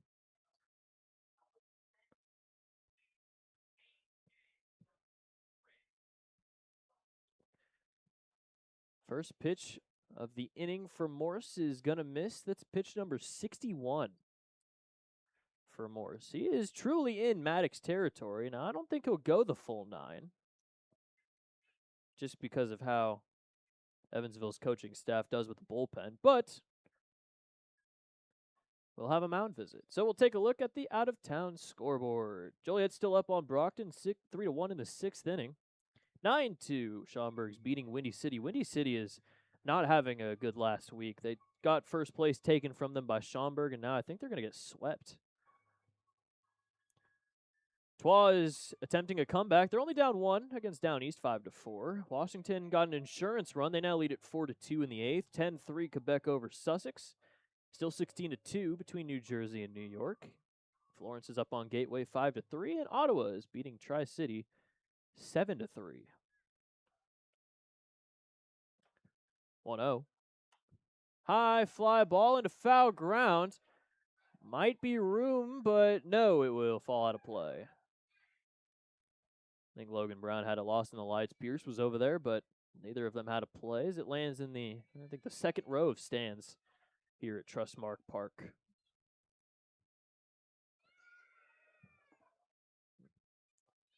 Both bullpens have somebody warming.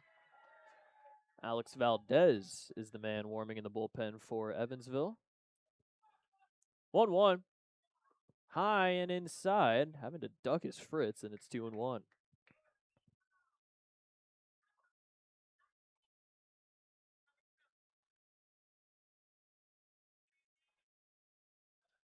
I think that's Chris Barraza in the bullpen for Mississippi. 2-1 high, very high fly ball into left field. Bridges does have enough room, and he'll make the catch for out number 1. The thing went a mile into the air. And getting under it is Fritz for the first out. Now, the season high in innings pitched from a starter this year for the Otters is 8. That was Ben Petchke back in Gateway. Usually after the 6th, they go straight to the bullpen. Keeping Morse out this time. High fly ball will go foul. Possibly hit the press box. Yep, there it is. Foul ball brought to you by Heads Construction, of course. Choose the best, never regret it.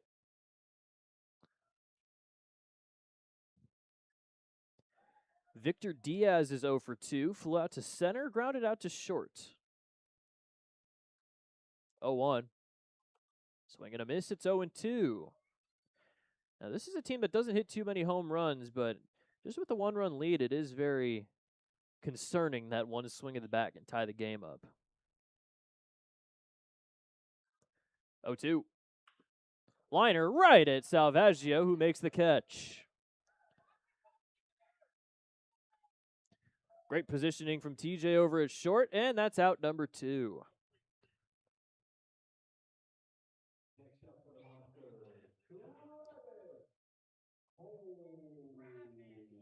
Travis Holt up here with two down in the 7th. 6 2/3 scoreless for Morse.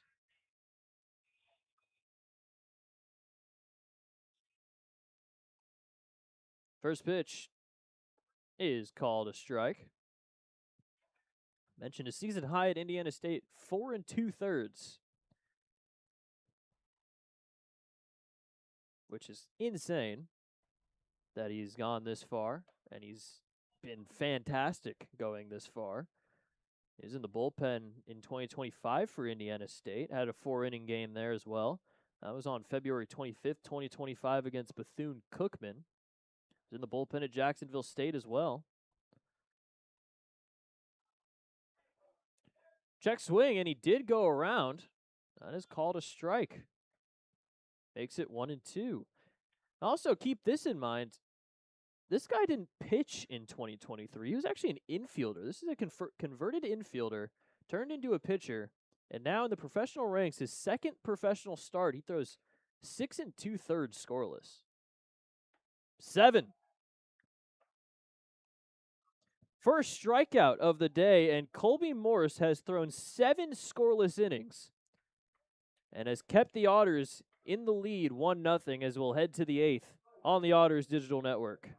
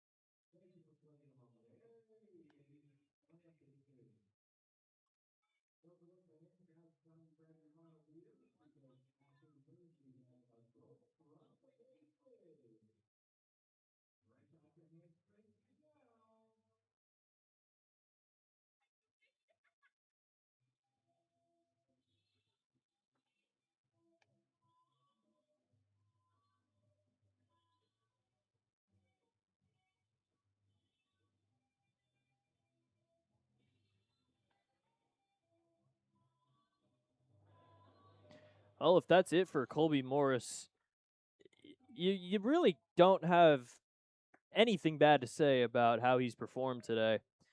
And if you do, I will be the one to personally intervene because 7 scoreless in your second professional start, I'm not sure you can really get much better than that. Of course you can, but still. In line for the win if the score holds. Speaking of starters, Tyler Campbell's still out there. Trey Bridges drops down the bunt, but it's foul. It's Bridges, Salvaggio, and Ponder. As the Otters have a 1-0 lead, but probably in dire need of some more insurance if they want to make things just a little more comfortable for the bullpen. The Otters have only had one game finish 1-0 this season. But that was a 7-inning game. So that one's called strike 2. Remember that game? The game against Gateway where Victor Castillo, Tate Wargo dropped back-to-back fly balls, give the Otters the win. That was a good performance from Landon Williman in that game through 6 scoreless. It's the only other time. We have not had a 1-0 finish in a 9-inning game. Throw to first over from third. Holt to Fritz, and that's out number 1 on the grounder.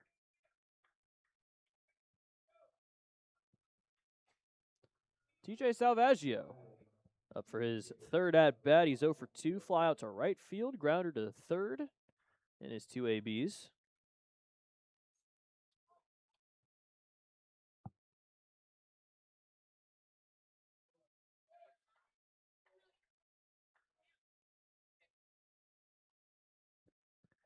First pitch misses. Now Campbell is trying to reach a little bit of uncharted territory. 6 1/3. He's only done that twice this season. Just outside for ball 2. That 8 innings against Joliet on June 9th went 7 innings against Gateway on July the 2nd. Called a strike, and it's 2-1. His pitch count reaching rather high. 111 his highest, though. That was 6 innings against Lake Erie. Fouled away. 2-2. Campbell coming in now has 98 pitches. So nearing that big hundo mark. Morse, he's still at 71. Theoretically, could come in for the 8th. Not sure if they will allow that to happen, though. There's a base hit into center field for Salvaggio.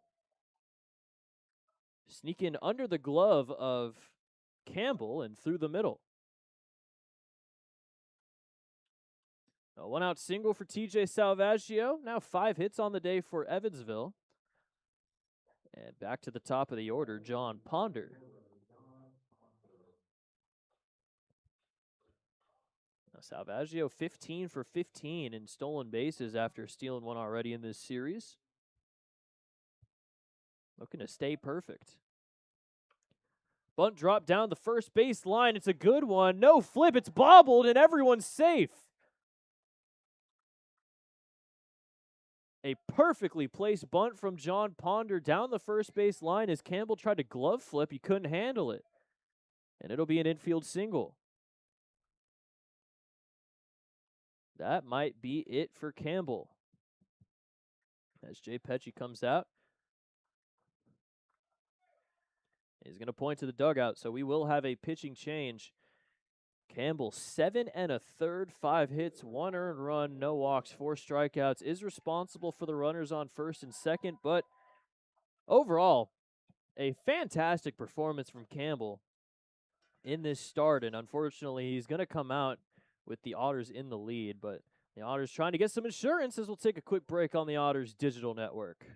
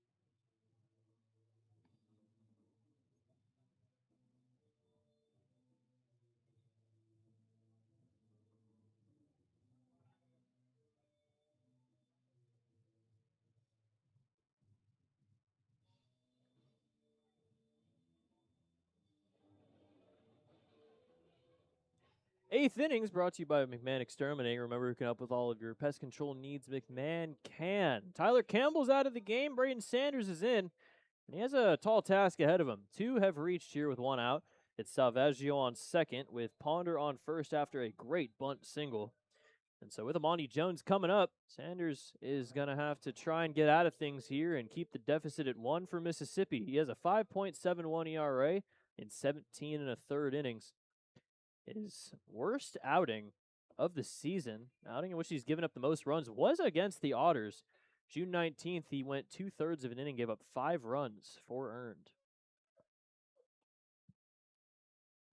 First pitch a little low for ball 1. Monty Jones batting from the left side for the first time today.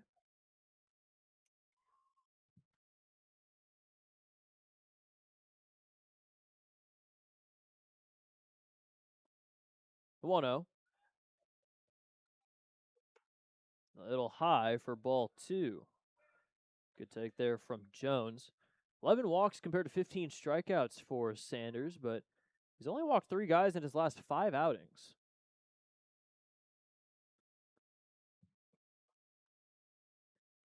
The 2-0. A little low for ball 3. Walk would load the bases for Logan Brown, who does already have a hit today. Opposite field single came around to score the only run of the day for either side.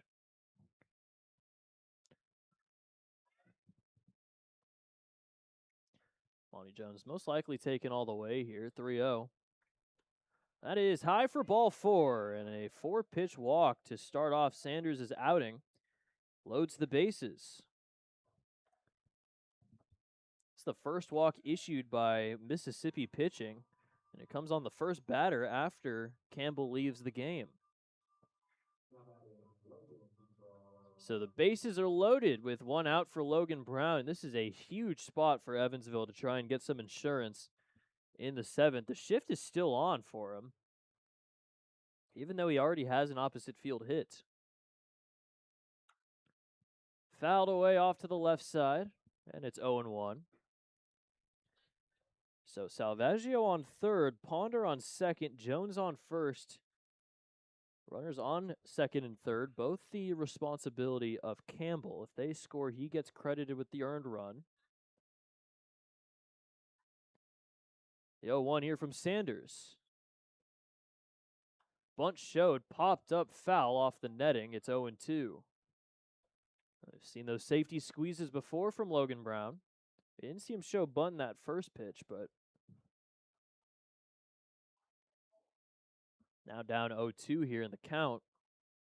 Be a big out number 2 here for Sanders, but Otters sort of need to get a run across here. 0-2. Swing and a miss for strike 3, and Logan Brown strikes out swinging for out number 2. First K of the day for Sanders. And the bases are left loaded here, now with 2 outs for Marcos Gonzalez.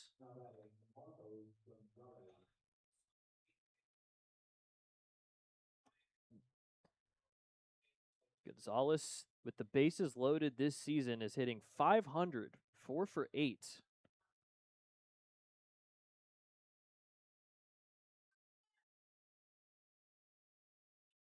First pitch, a little high for ball 1. Well, Sanders has already walked somebody, so walking a run in is just as easy as hitting somebody in.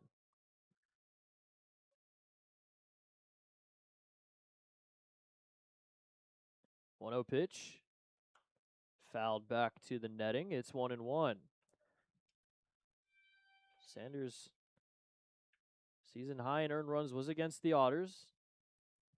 It was 4. That's the only time that he's pitched against the Otters this season. We have not seen him yet in the series until today. 1-1. In the dirt. Salvaggio, a pretty big lead off of third base after that one. Got blocked by Diaz. Diaz saving a run from coming in. If that goes by him, Salvaggio scores that second run.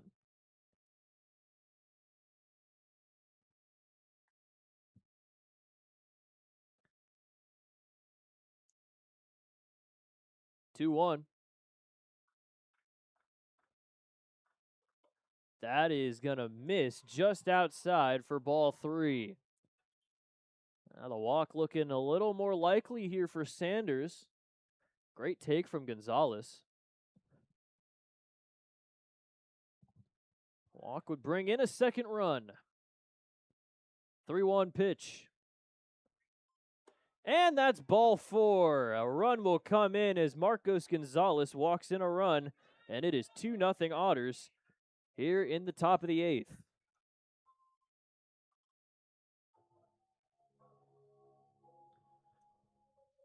Couple of good takes there from Marcos as he drives in the second run of the day for Evansville. And in a game that's as low scoring as this one, that's a huge insurance run for the Otters. Now Dennis Pierce, base is still loaded, still 2 outs, but a run in. First pitch a little high.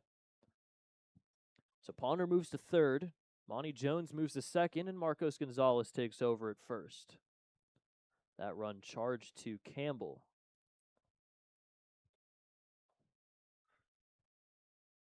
1-0. Into center field, a base hit, 1 runs in. Amani Jones coming home to score. 2-run single for Dennis Pierce, and it's 4-0 Otters.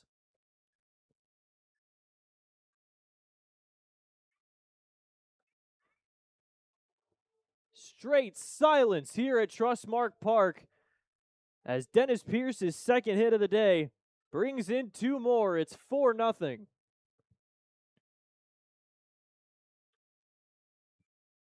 Heading first to third is Gonzalez. And Dennis Pierce, hopefully, the game that takes him out of this slump. First pitch is called a strike to Mark Black. Mark Black brought in the first run of the day for Evansville in the 7th. Now the Otters have a very comfortable lead, 4-0. 0-1. Fouled back to the netting. It's 0-2. Gonzalez is at third now with Pierce at first. Both of the men on base have combined to extend the Otters' lead by 3 runs. So Campbell's day is officially done. 7 1/3, 6 hits, 3 earned runs, no walks, 4 strikeouts. And if this score holds, he'll still get the loss, even though he pitched very well today. But Kobe Morse, 7 scoreless. He's in line for the win.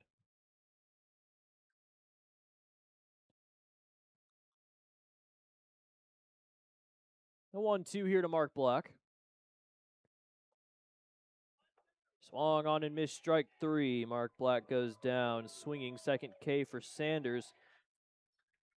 But the Otters bring 3 runs across in the top of the 8th inning, and they lead it 4-0, heading to the bottom half on the Otters digital network.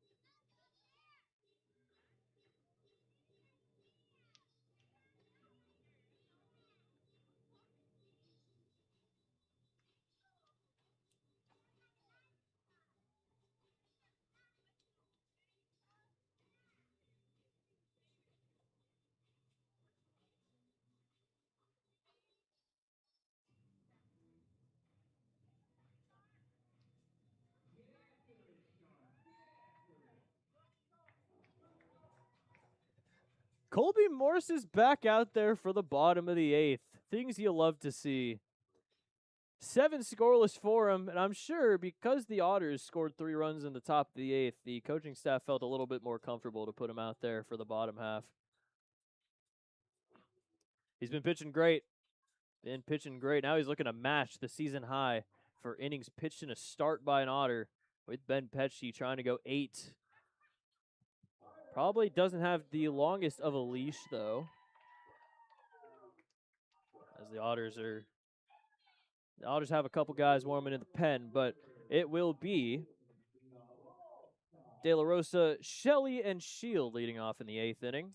See what Morse can do here in the 8th inning.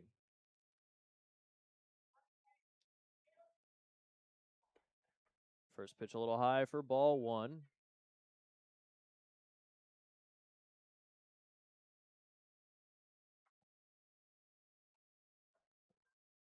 De La Rosa is 0 for 1, has a walk, and he has a double play, a 6-4-3 grounded into in the 5th inning.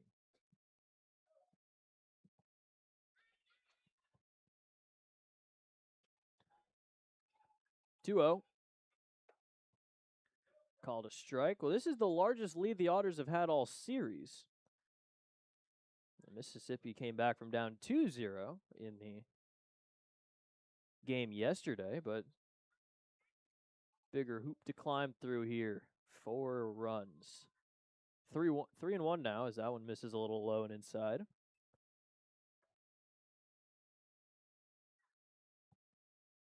Two walks already here for Morse, as that one will miss high for ball 4, and De La Rosa will take first on the walk. So 3 walks issued by Morse, 2 of them issued to De La Rosa, and the leadoff man will reach, and I think that will do it for Morse. So Max Peterson will come out, make the change. We've been saying it all night. Absolutely unbelievable performance from Colby Morse. So far, 7 scoreless, is responsible for the man on first. But even if he scores 7 innings, 3 hits, no earned runs, 3 walks, 1 strikeout, it's one of the best performances we've seen from an Otter this season. We will head to the bullpen as we'll take a quick break on the Otters Digital Network.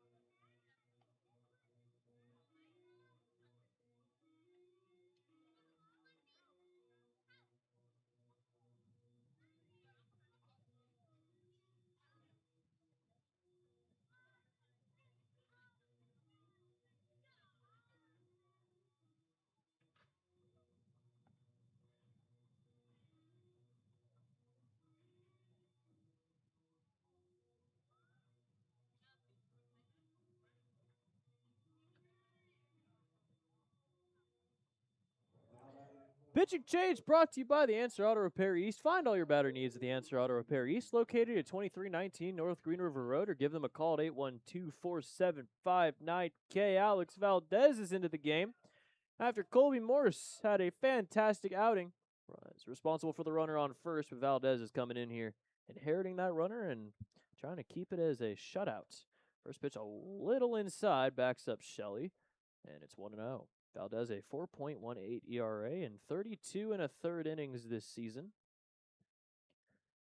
Pitched earlier in the series back on Tuesday. Called a strike. Fastball 92. He gave up an earned run, 2 hits, earned the loss. but is pitching with a lot more of a lead here in Game 3 of the series. Swing and a miss, and it's 1-2. Shelley today is 0 for 2. Fly out to center, grounder to third.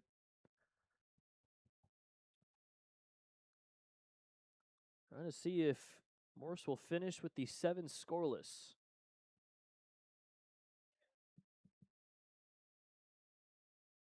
One, two. Swung on and missed, strike 3, and Shelley goes down swinging. First K for Valdez. Only the second for Otters pitching, as Morse only struck out 1 guy. Didn't really matter, though, as still 7 scoreless. But first out in the bottom of the 8th, that'll bring up the 9-hitter Slater Shield. Now, Mississippi has already grounded into 2 double plays today. Chance for a third here. Grounder foul. And it's 0-1. Shield has a grounder to short, fly out to center. He's 0 for 2 today.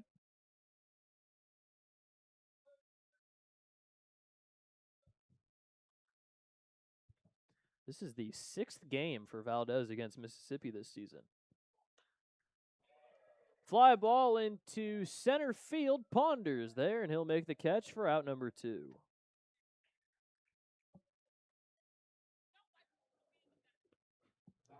Now Valdez easily retiring the first 2 he sees out of the pen. That's back to the top of the lineup for the 4th time in Braylon Skinner, who is 1 for 3. Only 3 hits for Mississippi today. 1 of them from Skinner, 1 of them from Booker, and 1 of them from Fritz.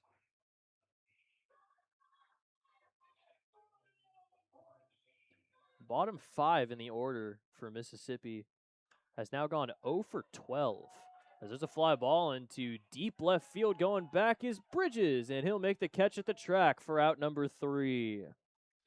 So it will be 7 scoreless for Morse, as Valdez comes in and immediately retires all 3 he sees. We'll head to the top of the 9th, 4-0 Evansville on the Otters Digital Network.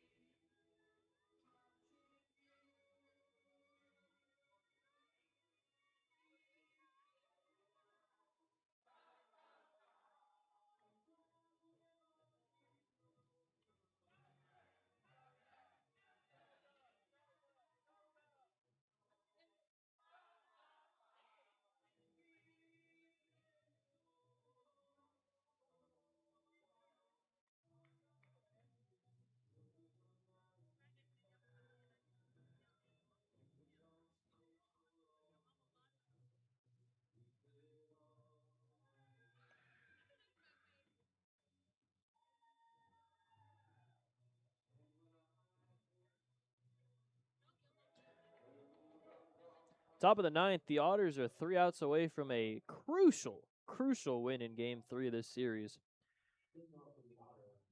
And they're looking to extend the lead even further as Linscott, Bridges, and Salvaggio, the 7, 8, 9 guys in the lineup, will lead off against Sanders, who's still out there after giving up a couple runs. Washington won. So did Florence. So this is a big win for Evansville if they can get it in order to just not lose any positioning in the playoff race. First pitch is high for ball 1 to Linscott. Sanders, 23 years old. He's from Memphis. Was at Ole Miss in 2021, then transferred to JUCO, spent 2 years at Northwest Mississippi, and then spent his last 3 at Memphis University with the Tigers. Called a strike, and it's 1-1. After the 3-run eighth, only one of those runs charged to Sanders.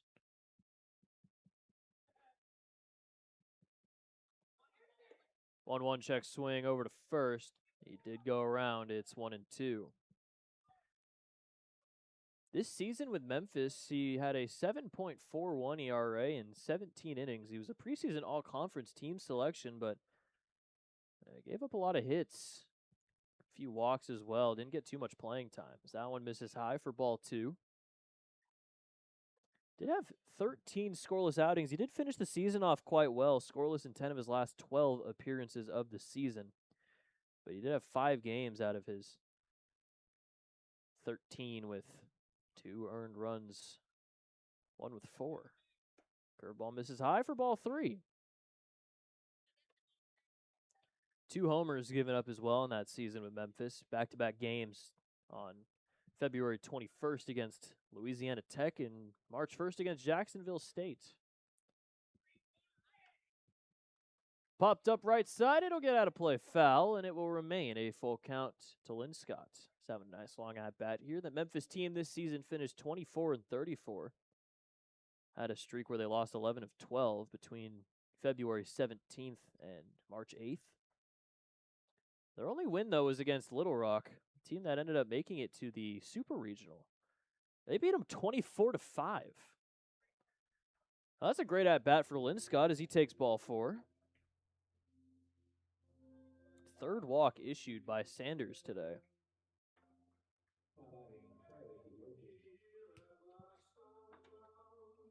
That'll bring up Trey Bridges. He's 0 for 3 today.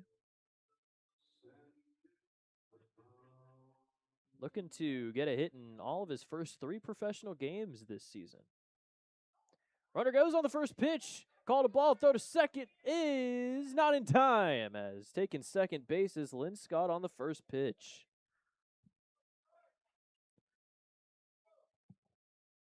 So that's the second stolen base today for Linscott. He's now 10 for 12. And Bridges a chance to bring in a 5th run.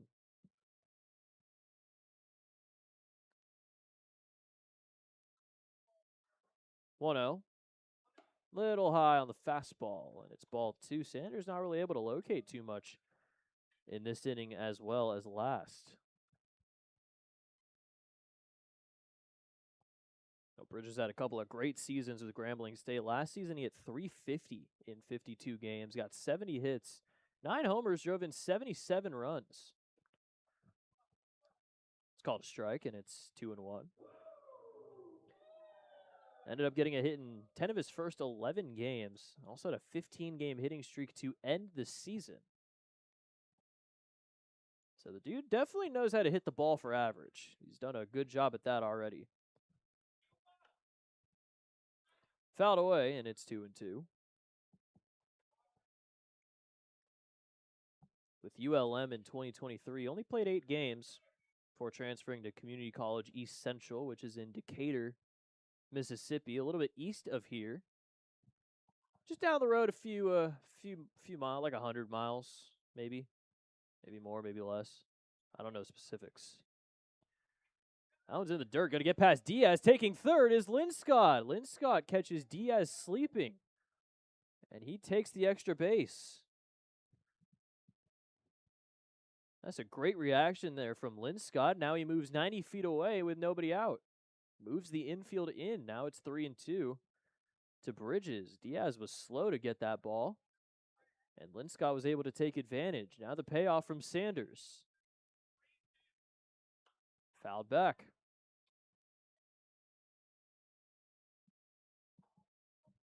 Well, Linscott has had a fantastic day on the base paths today. 2 stolen bases and then taking advantage of that one. He's reached 3 times already.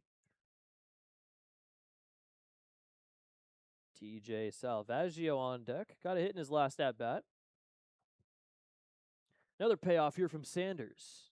That is high for ball 4, and another good at-bat for an Otter. That's now 4 walks given up by Sanders, and that will put runners at the corners with nobody out for Salvaggio.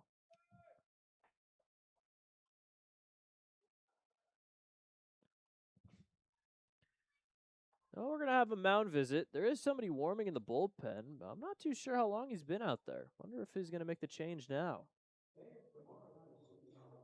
But definitely a good opportunity for the Otters to waste another bullpen arm from Mississippi.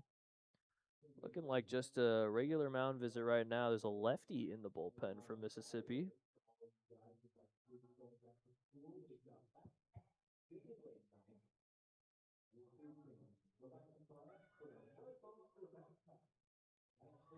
I think it's Gage Bim in the bullpen for the Mud Monsters. But they will keep Sanders in to face off against Salvaggio.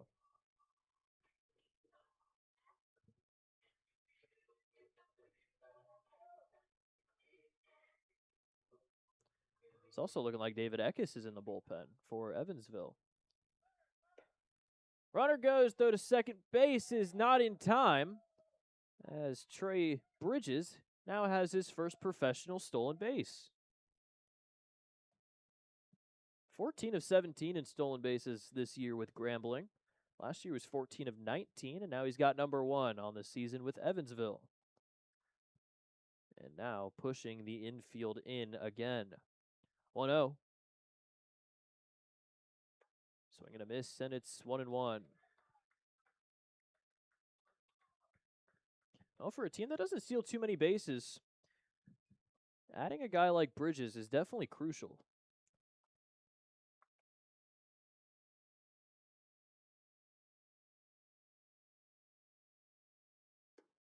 A little high, and it's 2-1. Also, considering the fact, the guys don't steal too many bases. The season high is in stolen bases in a game is 3, and they have just tied that today.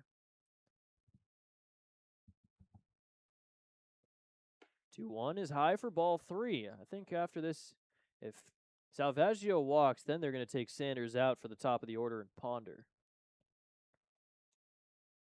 Last time the Otters stole 3 bases in a game was July 1st against Washington.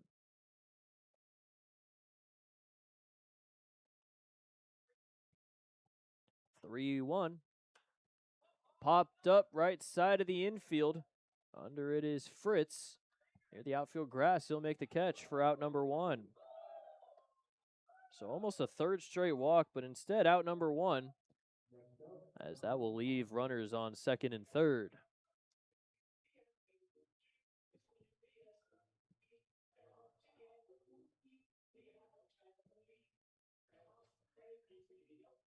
John Ponder, his 5th at-bat of the day, had a very nice bunt single that led to him and Salvaggio scoring, as well as a third run in the 8th inning.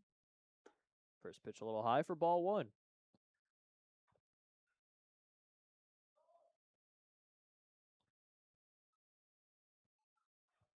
So Ponder, though, overall 1 for 4.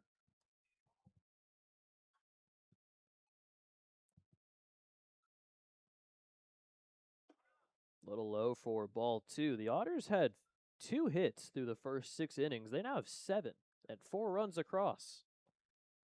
Shows you how good Campbell was pitching through the first 6 innings. And Morse, we've talked a lot about Morse already. You all know how good he's been today. There's a base hit in the left field. 1 run comes in. Bridges is getting the round from third. He'll score. John Ponder makes it 6-0 Evansville in the 9th.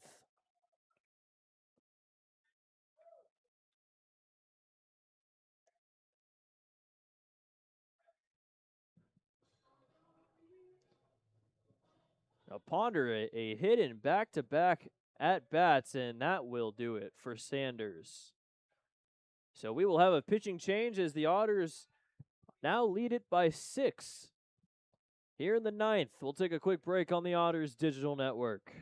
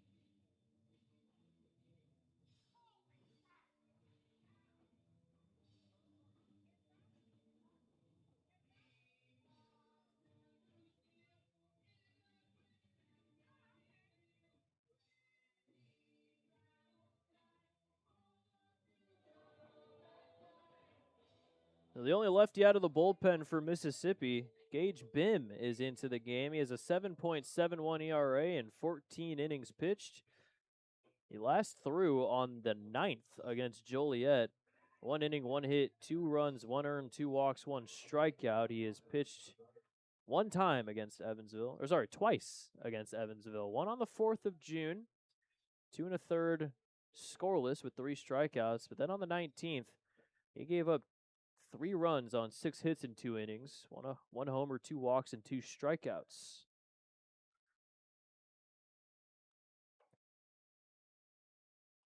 First pitch to Amani Jones will miss outside for ball 1. Still only 1 out in the inning. Opportunity here for the Otters to extend their lead even further in the 9th. 2 runs already in, though, after the 2-run single by John Ponder, who stands on first. Called a strike, and it's 1-1.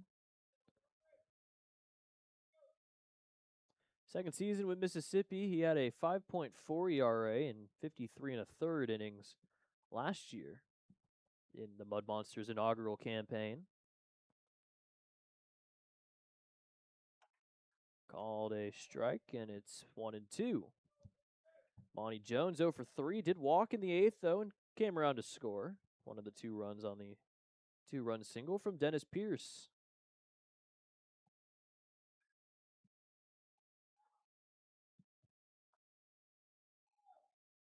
The 1-2. Runner goes. Called a ball. Throw is going to go into center field, and Ponder is going to take third.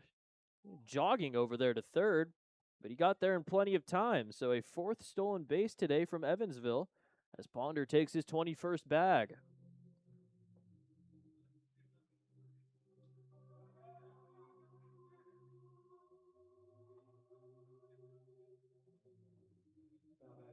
Very, very interesting situation. Ponder just kind of walked up and came off the bag, started jogging over to third.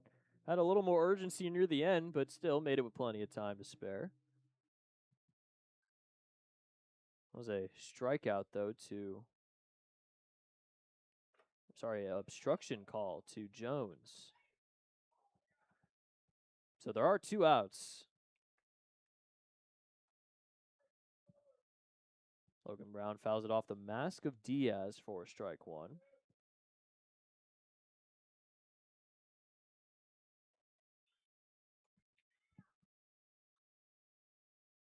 So now this is the most stolen bases the Otters have had in a game this season.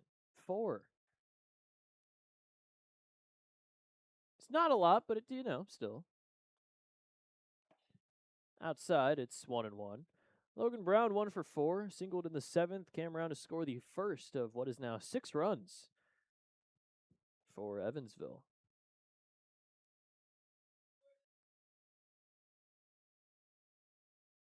1-1 pitch. Fouled back to the netting. Bim, 24 years old. He's from Opelousas, Louisiana. A little bit north of Lafayette. Signed a minor league deal with the Mets back in 2023 and only pitched 1 1/3 innings with them before getting released in May of 2024.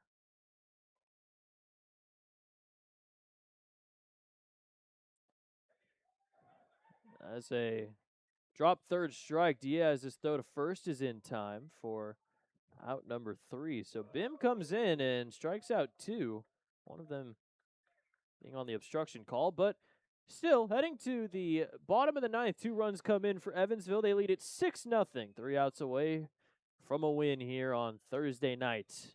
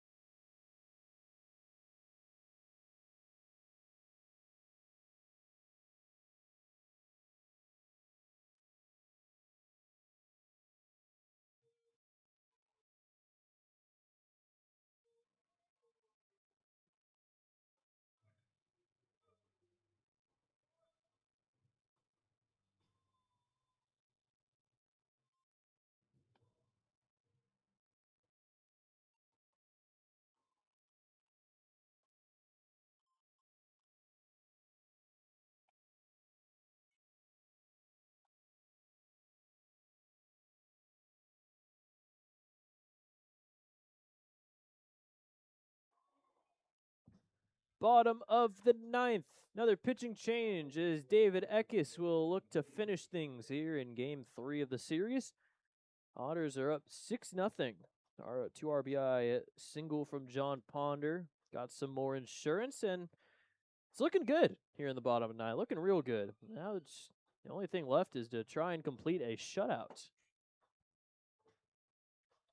And Eckes is going to be the man to try and do it. He'll face off against 2 lefties first, Booker and Paz, then Fritz in the bottom of the 9th.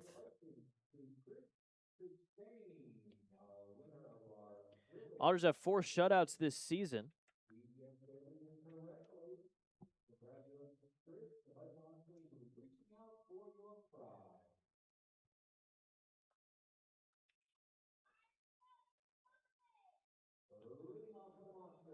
Oh, it'll be Booker leading off. Eckes has a 5.2 ERA in 27 2/3 innings. Has already pitched in this series, 2/3 of an inning, scoreless, which was his 16th scoreless outing of the season.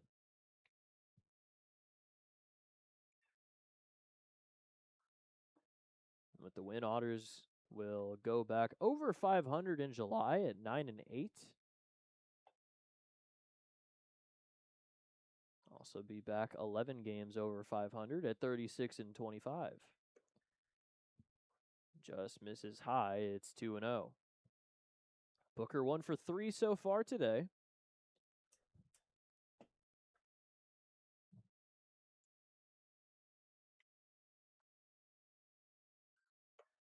Called a strike.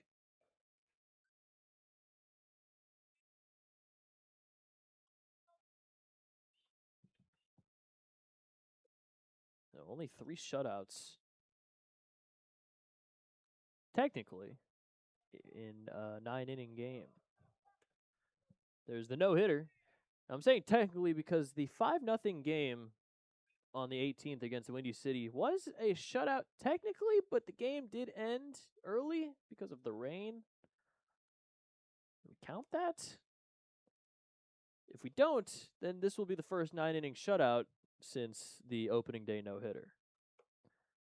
Outside for ball 3. It's a full count here to Booker. Getting a little too ahead of ourselves here. You still got to get the scoreless 9th. Grounder into left field for a base hit, and Kyle Booker has 2 hits today.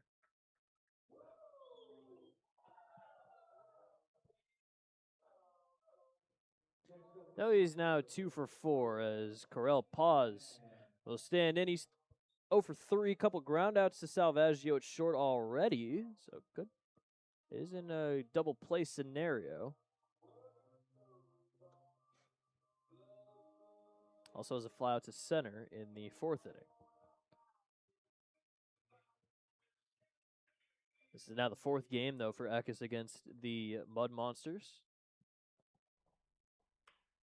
There it is, grounder to short, flip to second for 1, on to first, and not in time.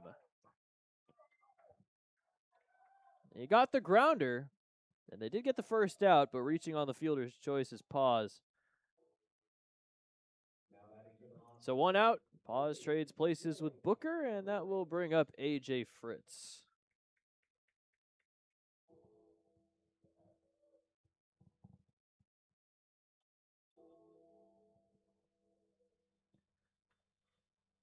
Besides the no-hitter on opening day, we'll take a look at the other shutouts, that doubleheader against Gateway in which they shut out both games. And then, so that one's called a strike. Shut out 2-0 in a doubleheader game against Joliet back on the 5th of July.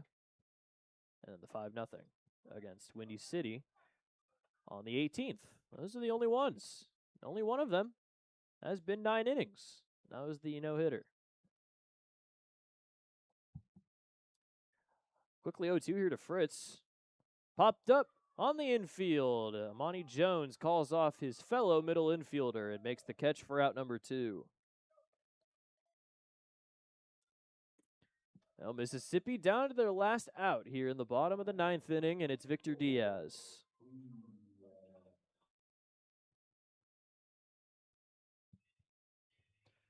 A lot of good you can say about this game if you're Evansville.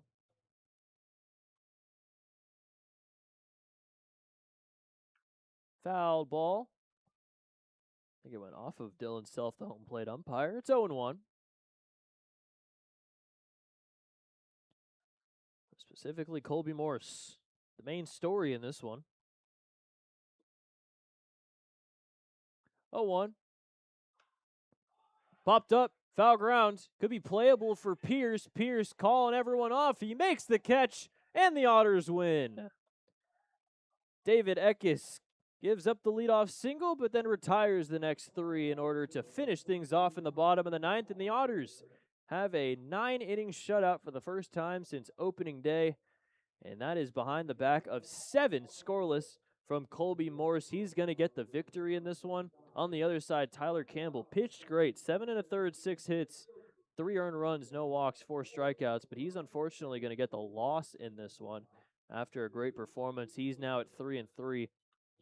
Colby Morse, first professional win, and what a way to get it. 7 scoreless, and he only threw 76 pitches. The Otters scored 1 in the 7th, 3 in the 8th, 2 in the 9th. We were scoreless through 6 innings, and the Otters offense came out, showed out in the late frames, and helped their starting pitcher get the victory. 6 runs, 8 hits, no errors. On the other side for Mississippi, 0 runs, 4 hits, and 1 error.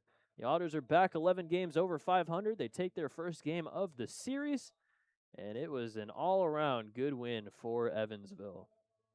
36-25, but still 6 games back of the division, and in the same spot as usual, considering the wins of Washington and Florence. But it's better than going down. That is for sure. It is a lot better than going down.